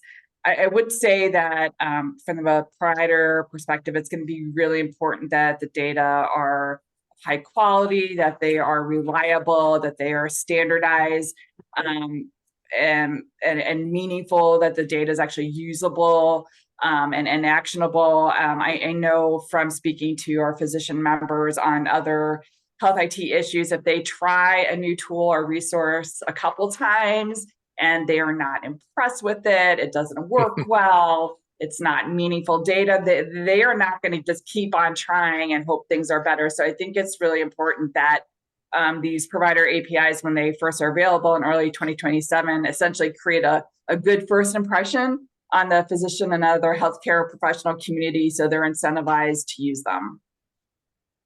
Thank you. Scott, I'm going to come to you in just a second, but before I do, Samira, you're nodding your head in affirmation of what's just been said. And as a provider, I'd be interested in your perspective on this. Yeah, I wholeheartedly agree with Heather and Andrea, with everything that both of you have said, but I also want to provide a different perspective. I did mention early on, fair warning, that I focus mostly on population health and value-based care, and our payer-provider relationships, bidirectional data exchange, and everything else. And where I work closely with our clinicians, it's on our value-based care contracts, right? So if you all are familiar with value-based care, we're all pushing to move away from fee-for-service, this entirely transactional component, to providing the highest value to our patients at the lowest cost.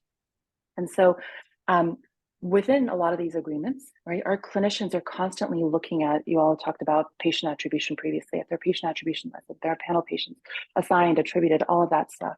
And they're looking at the quality measures to see who is due for what. There's best practice alerts and all of that. And what we find a lot of the time is that there's this major disconnect between what we see within our EMR for the services that the patients have received and what the payer knows based off of claims, especially for quality measures that have 10-year look back periods like colonoscopy, right? And so where I think it's going to be so valuable when it comes to a value-based care population health perspective for us as providers to be able to tap into the payer data, it's to ensure that we are all speaking the same language. We know that Samira is due for this. We know that she hasn't received services anywhere. We know we can access that information in a timely manner so that before my doctor meets with me, she has exactly everything that she needs to know about me. And the same thing, I know we're not talking about the clinical data exchange aspect, but this is definitely a two-way street. Payers need access to that data. They need to be in the know so that they can provide the best services to their members. And so really having this bi-directional loop of ensuring that we're all speaking the same language, all of the data is according to national standards, which I know we'll talk about a bit later, and that we have access to what we need in that timely manner. That's the only way we can ensure that we're providing the best care to the patients and that we are fully aware of what's included in their history. And as Heather mentioned, what we can have access to in their longitudinal record. So if I'm nodding, it's because I know your pain points and I'm so excited for all of this.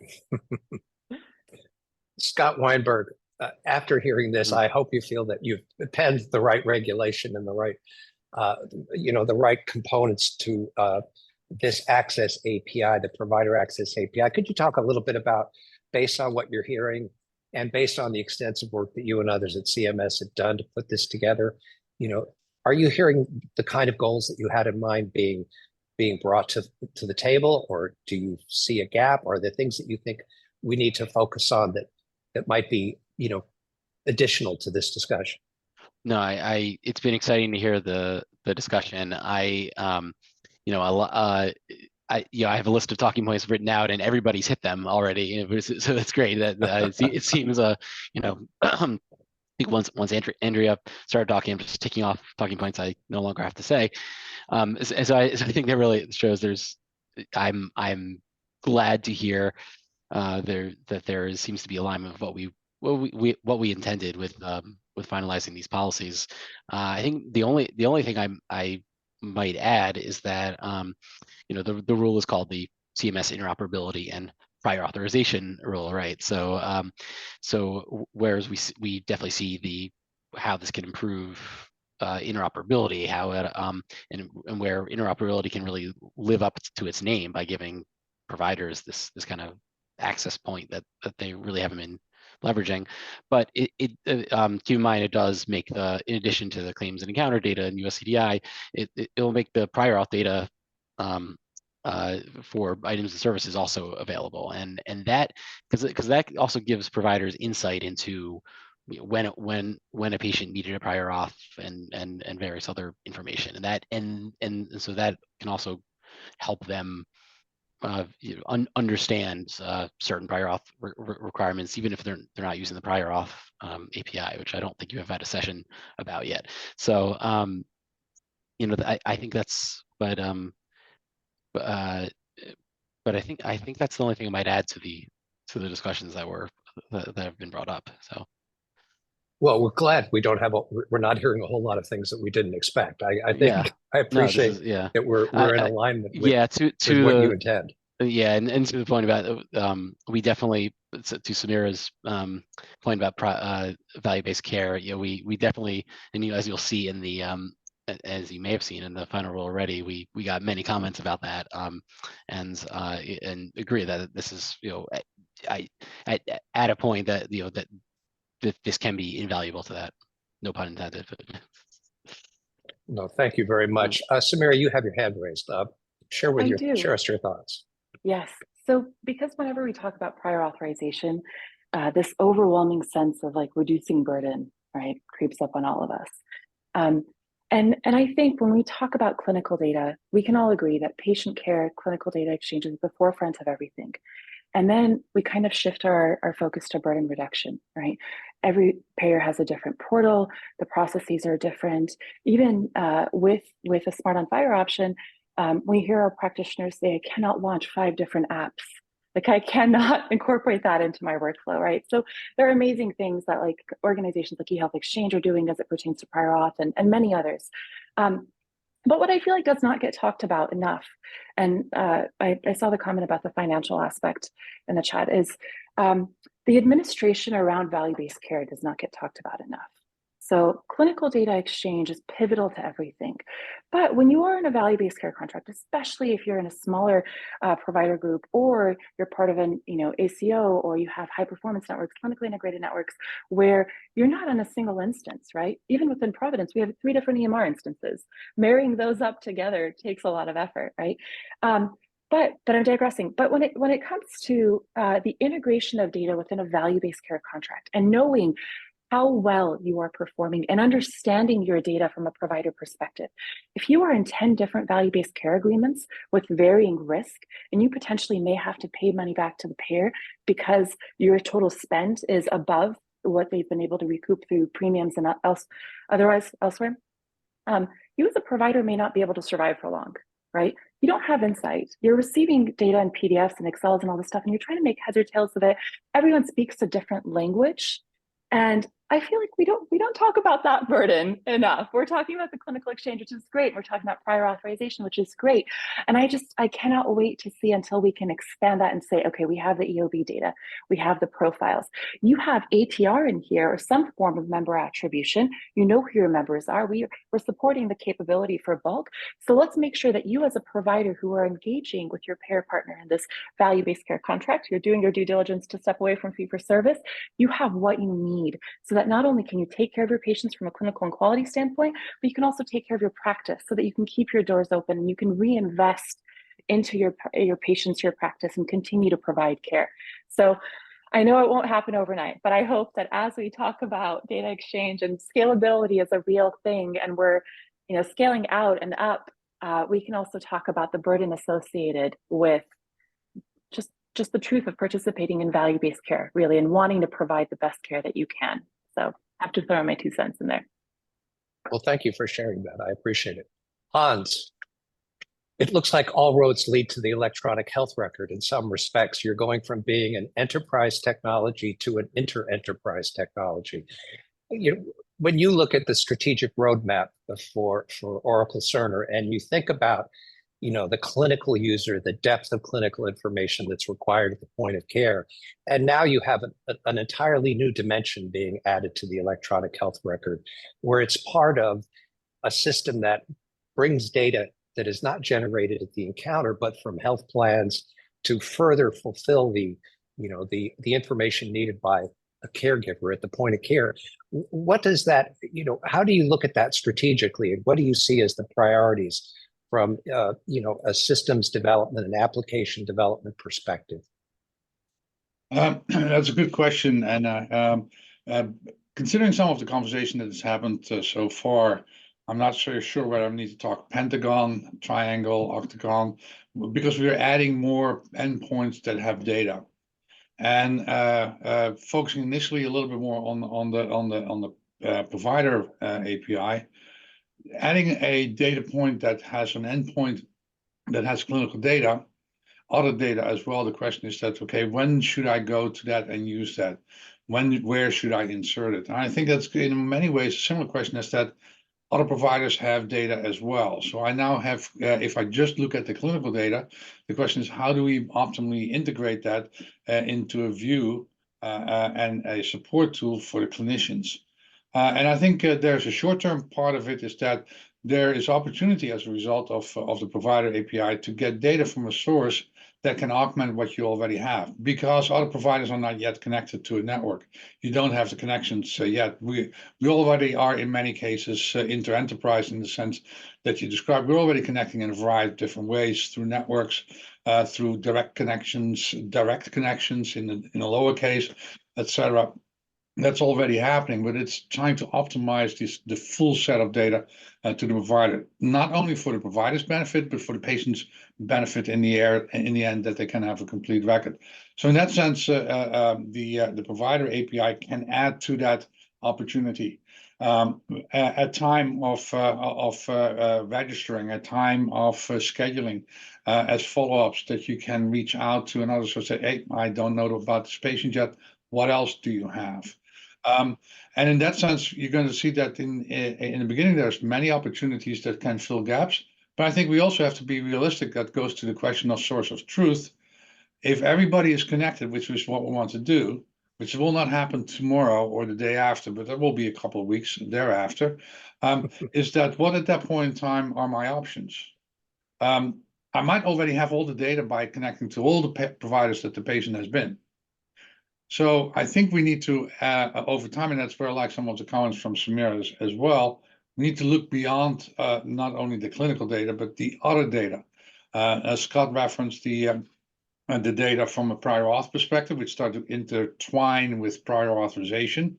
It's the result of prior auth that you may not have invoked, but you want to know about it, or the ones that you have invoked. So there's an interplay there.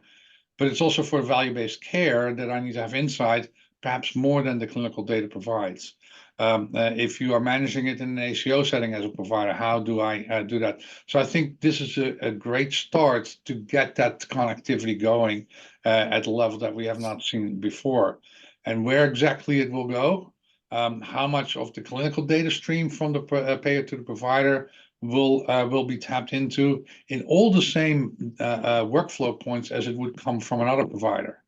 Because you have the same question, they have been somewhere else. What is the data that I have, what they have, how do I reconcile it, how do I dedupe it, how do I work with it, how do I do that in an efficient fashion?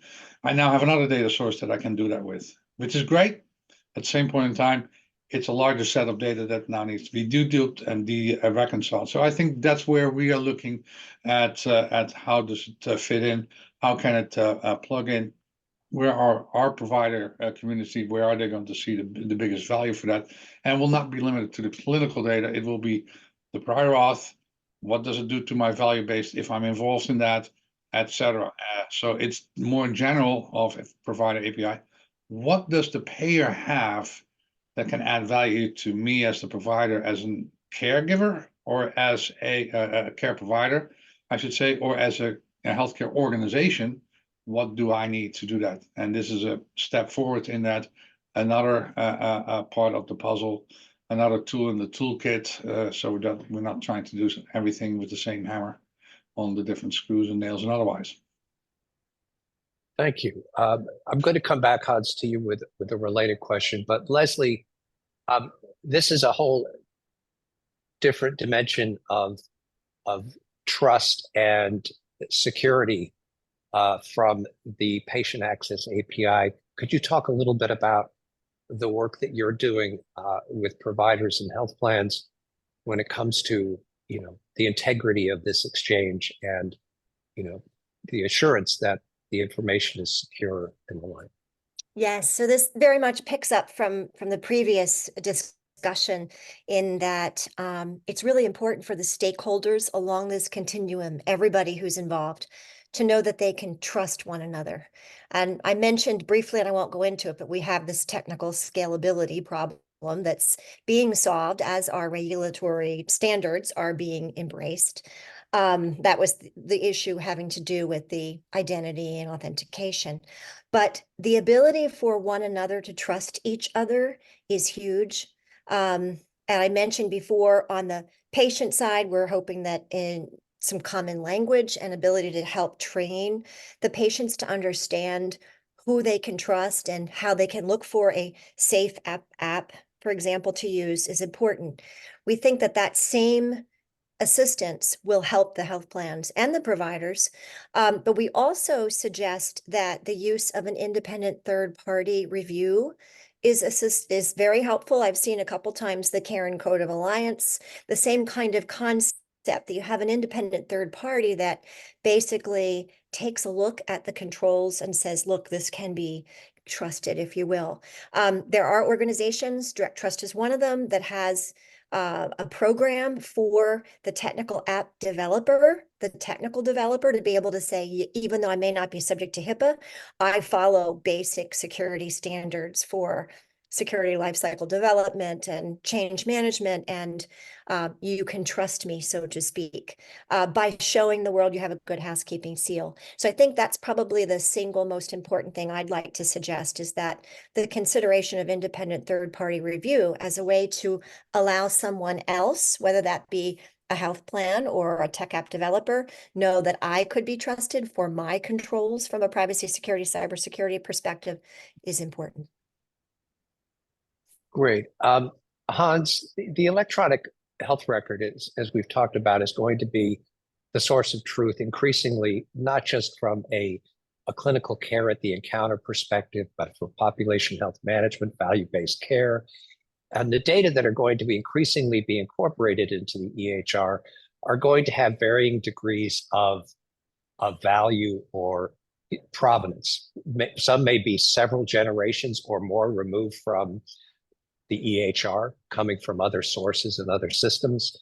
Do you see in the future of the electronic health record a curation role, a role that will be undertaken by the provider with the patient as to the information that is beginning to age, or the information for which there is a better alternative source, being evaluated and kept up to date? Or do you envision that providers using their electronic medical records will be able to navigate what's an increasing volume of data, sometimes duplicative, as you pointed out, sometimes slightly in conflict? How does the EHR and the clinical user and the patient play a role, if any, in curating the quality of the data that's there? That's a very interesting question, because curation actually already starts with the moment that the first time the data hits the system, till the point that you also included. It's 7 years old, it's 9 years old. Is it relevant for what you're trying to do? And if you go through that chain, is that clearly there is a role, and already an assigned role through certification, that certified HIT, not necessarily limited to EHRs only, that receive data, need to be able to reconcile certain data. And that will be a growing set of data where that needs to happen. And it makes sense. If just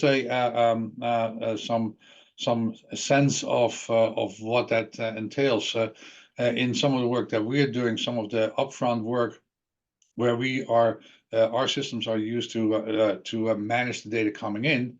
We're finding easily 90–95% of the data that's coming in is actually already known inside the system. It needs to be deduped. It came on 3 times in 3 different documents, et cetera, et cetera. So there's a lot that you need to do. The curation starts there, which is highly dependent on improved provenance, as has been mentioned in that as well, to make that easier, and to have as much as possible done based on agreed to algorithms, logic, otherwise, outside of the hands of the care provider, because it's already clear and known. So they will see the data that is unclear or maybe new, and they need to reconcile that. But as you go through, it really then becomes a question: are you curating the data in terms of is it aged still, and can it go somewhere else? I think you're really starting to get in the area of decision support, and what data is relevant for suggestions and other opportunities to do that, which is the natural progression of where now, particularly EHRs, but other systems as well, are ideally suited for, and have the opportunity to grow based on how we learn, how that can be applied, where we can do that. So yes, I definitely see, but then I would not use the term curation in a very strict way. I would look at, no, what we're trying to do is provide decision support in many different facets, many different ways, individual patient level, public health level, that we contribute to, on how we can get insights from the data there and use the right data for that, which is going to be an ongoing learning. Thank you. Mark, a question from you, and then Samira from you. Well, more of a comment to, I think Hans really hit the nail on the head there around provenance. One of the things that we did in payer data exchange is define the provenance record that was appropriate, hopefully, for payers, because in today's world, payers largely are probably receiving data in non-FHIR format and maybe having to represent that in FHIR. And so we actually created the provenance record, building on the US core one, to allow a payer to say, I received this data from X provider organization, for example, and it came to me this way. For example, CCDA, HL7V2, a custom format. And this was the whole purpose there was to enable as 2 things: as data flows from payer to payer as well. It would allow payers to determine, well, have they seen this data before, when patients bounce back and forth? But it would also allow anybody downstream to maybe to put their own personal interpretation on what are they seeing. You know, you may get a record coming through of a CCDA, maybe it's an observation that's been created. The CCDA's got more detail than the fact that you created an observation from a claim. I'm not saying either one is bad or good, but if you're looking at different data streams, let somebody, that person downstream, put their own valuation on what they're seeing. And hopefully that also goes to Hans's point of enabling you to really assist in the deduplication of this data that's coming from all these different places. And it raises an interesting question, because you will get indeed from different data sources, in essence, the same observation with different amount of data around it. Exactly. And that raises a challenge in a way that on, well, do I create and share the cumulative aggregate data set from all the different places, and how do I keep track of it? Because that's actually the most complete area. Going back to some of the other comments, I better have trusted sources that I realize from a payer. When it comes from a payer, I cannot expect some of these other things, but from another source I do, marry them together, and I got a more complete picture. Samira. Denny, I heard you say earlier, all roads lead back to the EHR. And that is 99% of the time true, right? But I think it's also very important that we collectively recognize that we have to meet the market where it's at. For clinical care, point-to-point clinical care, absolutely. All roads lead to the EHR. Data integration into the EHR, deduplication, provenance, all of that is absolutely important. But I think it's also important to recognize that patient care requires a lot of different teams, groups, who may not do all their work in the EHR as it pertains to value-based care, or I mentioned cross-community partnerships, right? You're not sharing a single EHR. And so your CDRs, your clinical or cloud data repositories are extremely important. And that deduplication process is extremely important there as well. And I think it's a little unfortunate that whenever we talk about interoperability as it pertains to providers, it's with this heavy connotation that everything will happen within their EMR, EHR environment. And I think we are at this point as at an industry, as social determinants of health as well, where we should be able to acknowledge that clinical care, absolutely. Value-based care, financial, decision-driven data, other components, perhaps outreach campaigns, patient education, et cetera. All of those components are important, perhaps not as important as clinical care, but they have their place. And so we need to account for how do we integrate that data in all these different areas that are required for different types of patient care, right? And I think FHIR just does that so beautifully. I know we've talked about data recycling in the past, like we've built out CDEX, so observation, patient practitioner, all of those resources you can utilize for all of these different use cases, different implementation guides, yes, different profiles, but we just have such an amazing opportunity here to take this mandate and take everything else that comes and say, how do we ensure that across the board, the same language is being spoken, and we're really accounting for what patients and providers and payers need. So, I typed it quickly. Thank you. I should Thank have you for that. put in Go ahead. plus 100. Because the thing is that, and you'll hear me frequently say it in discussions, is let's not just focus on the EHR. It's about the HIT. It's about the full configuration that you have. When we maybe less so with a provider API, but still relevant. More so with a prior authorization, even other areas that we haven't talked about. There are typically many, many more components that all need to be synced. EHR typically only has part of the puzzle. Thank you for that clarification. I think that's an important one. So, Samira, did you want to add to that, or is your hand raised from before? From before, but I agree with all of that. That's wonderful. Kevin from EdFX, you raise an interesting observation or perspective that the Provider Access API will actually encourage interoperability across more than just the government lines of business that the final rule pertains to. Could you elaborate a bit on that? Well, I think it goes to a lot what Samira talked about, right? It is really around continuation of care, and what I'm saying that is that plans are doing it regulation based, right? We understand that. That's what they're motivated on. Their compliance officer teams are going to make sure that we're going to be compliant. But I think where provider access is unique versus patient access, it actually is getting into care management. As opposed, right? So because of that, now all of a sudden you have the other lines of business, your commercial business, the other ones that are not regulated. Now the health plans are saying, hey, if I can use this to address other types of business process interactions like value-based care, contract manipulation, improvements in prior auth, and really what it is saying, hey, we can do this, and then it's not a regulation strategy, it is a business strategy. And that's really where the health plans kick in. Let's be candid, right? And that's where the C staff say, hey, I'm talking about costs and operational cost reductions or improvements in my payment plans or whatever those are. And that's kind of where I'm saying that I think the provider access API will give a pivot point for health plans to be able to utilize that for other lines of business for more strategic reasons. Great, thank you for sharing that. I think that's a very good point, and I think that's likely to be true.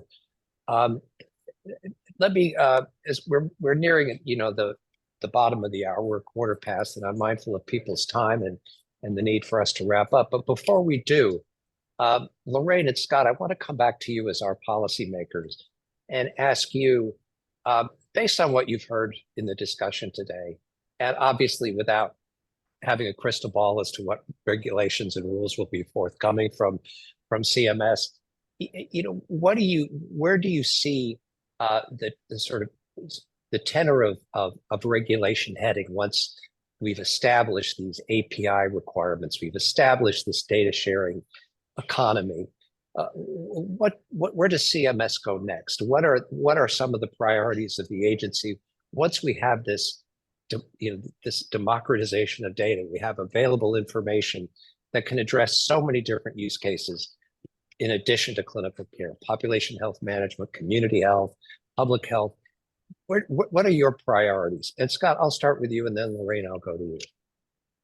Lorraine, hope I don't steal your thunder, but you may have seen a year or so ago, we put out a request for information about establishing a national directory of healthcare services as kind of the kind of one-stop shop for knowing where to get the data from, so payers can know where to get the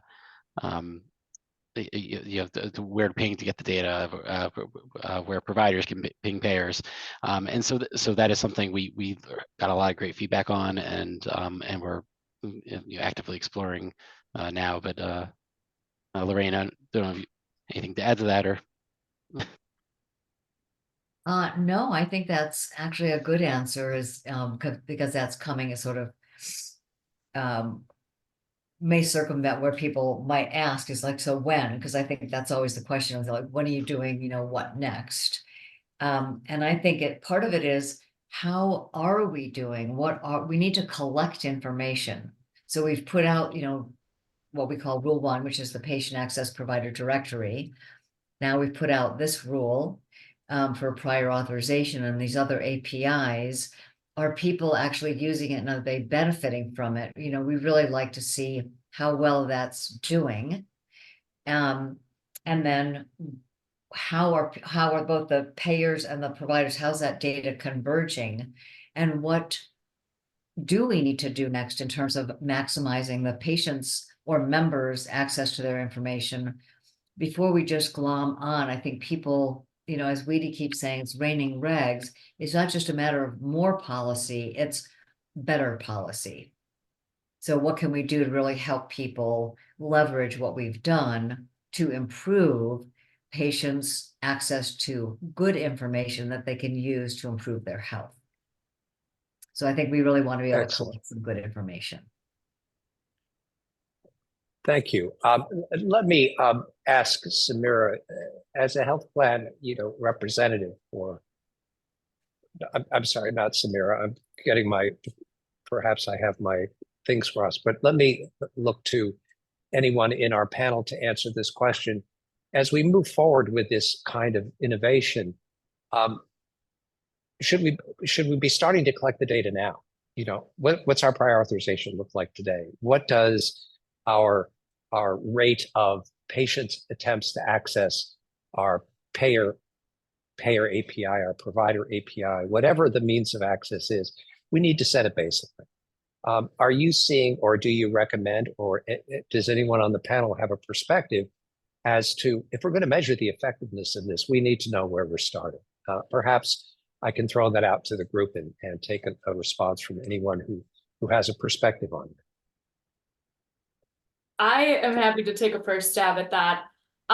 From the provider perspective in particular, we were thrilled to see the prior authorization metrics piece have an implementation date of 1/1/26 versus the prior authorization API of 1/1/27, because we think it's critical for measurement to see, what is our baseline, what are we starting at, to be able to measure uptake, implementation, success of the API. And I think you can extrapolate that more broadly too. I think any data on any of, the APIs and usage earlier rather than later is amazing. And I think I don't want to speak for any of the payers here, of course, but I would imagine that, earlier data could help inform the build on the back end too, for them, for how to incentivize uptake.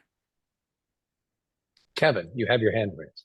Yeah, I would say this. My input is simply this: is that I hope that the metrics are not viewed by anybody in the ecosystem as any kind of an indication of what the adoption of these new regulations will be. Right? Simply put, and I put this in chat, the patient access API regulation, although maybe not heavily adopted or adopted to the level we all had hoped, right? It did have a significant impact on the industry, because up to that point, who was looking at FHIR? Who were talking about these kind of, had the infrastructure or the domain expertise, had FHIR developers. So because of the patient access API and the time spent the last couple of years building through that, although not heavily adopted, a heavy investment was made in the foundations of which we can now build upon to truly hit the more maybe impactful use cases like prior auth, value-based care, and so forth. So I just make sure that the metrics aren't necessarily any kind of an indication of what the industry should see with the adoption and the success we are absolutely going to have with this new rule. Hans. Yeah, and I want to build on that actually a little bit, that with measures, the challenge is always, particularly around interoperability, is that more is not better, less is not worse. It's about the data that is now available that you otherwise did not have. And it might just be a little bit, and it made a tremendous impact on the care on the patient. The better decision was made. So I think we always have to consider that adoption rates in and of themselves mean something. It is much more, are we going to see impact in the way that decisions are made, that I have an earlier warning, that I made the right referral to a particular setting, et cetera, et cetera. And that's much harder, because that's interoperability, i.e. the data that has been shared is a part of the contribution that makes for better decisions. It's not just that. So I think as long as we keep that in mind, that the measures are indicative of a direction, that they are not targets to say you must achieve this, otherwise you're not doing interoperability. No, we want to have a better record. If that's one extra element that did the trick, that's great. Now that's a little bit, hopefully it's more than that, but we just need to keep that in mind with how we define them and how we use them. Andrea. Yeah, thank you. I just want to piggyback on what Kevin and Hans mentioned, which I think are great points, is that while I'm thrilled with the prior authorization metrics piece, I don't think that metrics in and of themselves necessarily are the end all be all. And for example, I think a lot of the APIs here, like the patient access API, it's really, we're opening a door is how I see it. And I see use cases just building upon that, like for example, getting into maybe the AEOB space being, where patient access API could really come in handy, right? So I think CMS and the rest of us, you know, through requirement, are really building out the business purpose here. It's not just requirements. I think there are real business purposes behind all of these APIs here that we're thrilled to see. And Mark. When it comes to the patient access API, most of the forward-thinking payers are already collecting the data in terms of what's the utilization of these APIs. For those that aren't, if you look at the regs, you've got 10 months to be ready. Okay, so not a lot of time. On the prior authorization side, I think the metrics that are being gathered is really interesting, because obviously it's going to give us a 2-year baseline for then the implementation of the APIs in 27, having measures being published in 28 to see, is there an impact? So I think the timing's about right. It's been reasonable to the industry to put these metrics in place, but just realize the things I think that CMS really learnt from the original rule is adding in the metrics and adding in the education as a real requirement is all part of making all this stuff work. Kevin. Yeah, so last bit before we take off, I would say this. I think one of the other aspects of what metrics will do, it becomes a talking point. If the volumes or the metrics aren't what we're expecting or hoping for, the next question is why? And then it gets into what are the challenges we're back into what's the challenge with interoperability, the adoption. What are the true challenges? Is it the endpoints and the lack of a national directory and UDAP and TEFCA and all these other complex things will come to bear to say, hey, we really, really need to fix this. So I'm going to put a personal plug in for the FAST organization and trying to work where actually, hey, that's really what it's about, is saying, hey, let's take these needs and say, how can we scale this? Doing point-to-points and one-off sign projects are great. I know we all say, hey, it provides proof that this can be done, but what's the next level? The next level of real success is how do we actually do this at scale? To build on what you said there, go ahead, Kevin, Mark. Yeah, to build on what Kevin said there, this is a classic example where going your own way is not the way to go. We have to do this as a community. You know, having your own customized API that everybody has to adjust to is going to be a business disadvantage, not an advantage. We have to work together if this is going to work. Well, on behalf of WEDI, I want to thank all of you and all of the panelists who were unfortunately forced to sign off due to very busy calendars. Thank you for joining us today. And Rob, I'm going to turn it over to you and let you wrap us up. Wonderful. Denny, I tell you, phenomenal job moderating this really impressive panel. So thank you so much. I wanted to also thanks again to our sponsors, EdFX and MCG. Strongly encourage all of you to reach out to them if you've got some needs in that area. Next slide.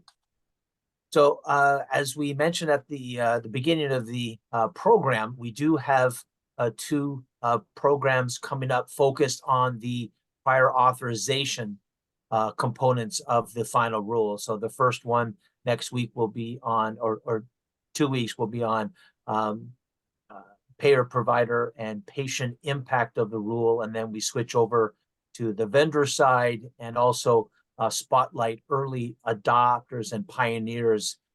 There aren't many, but there are a few, and we've tracked them down, so you'll want to hear from them. Next slide. Is that it? So before we close, I just wanted to take a couple of minutes to thank some folks. First of all, Lorraine and Scott from CMS, thank you so much for sharing your time. I know there's a lot of pressure on the government with these regs, but thank you for carving out some time to be with us. Mark Scrimshire, thank you for sharing, again, your expertise, your a wealth of information, and thank you also for putting some comments in the chat as well. And then Denny, as I said, we couldn't have had a better moderator. Thank you for keeping the conversation going and keeping it interesting. And big thanks to our panelists. I'll go through Richard, Anna, Mark Roberts, John, Kevin, Leslie, Samara, Karuna, Hans, Andrea, and Heather. And behind the scenes, I did wanted to thank Michael McNutt. He makes things run smoothly. Big thanks to you, Michael. And with that, we will close, and I hope you'll join us on the 26th for our discussion of prior authorization. Have a good day.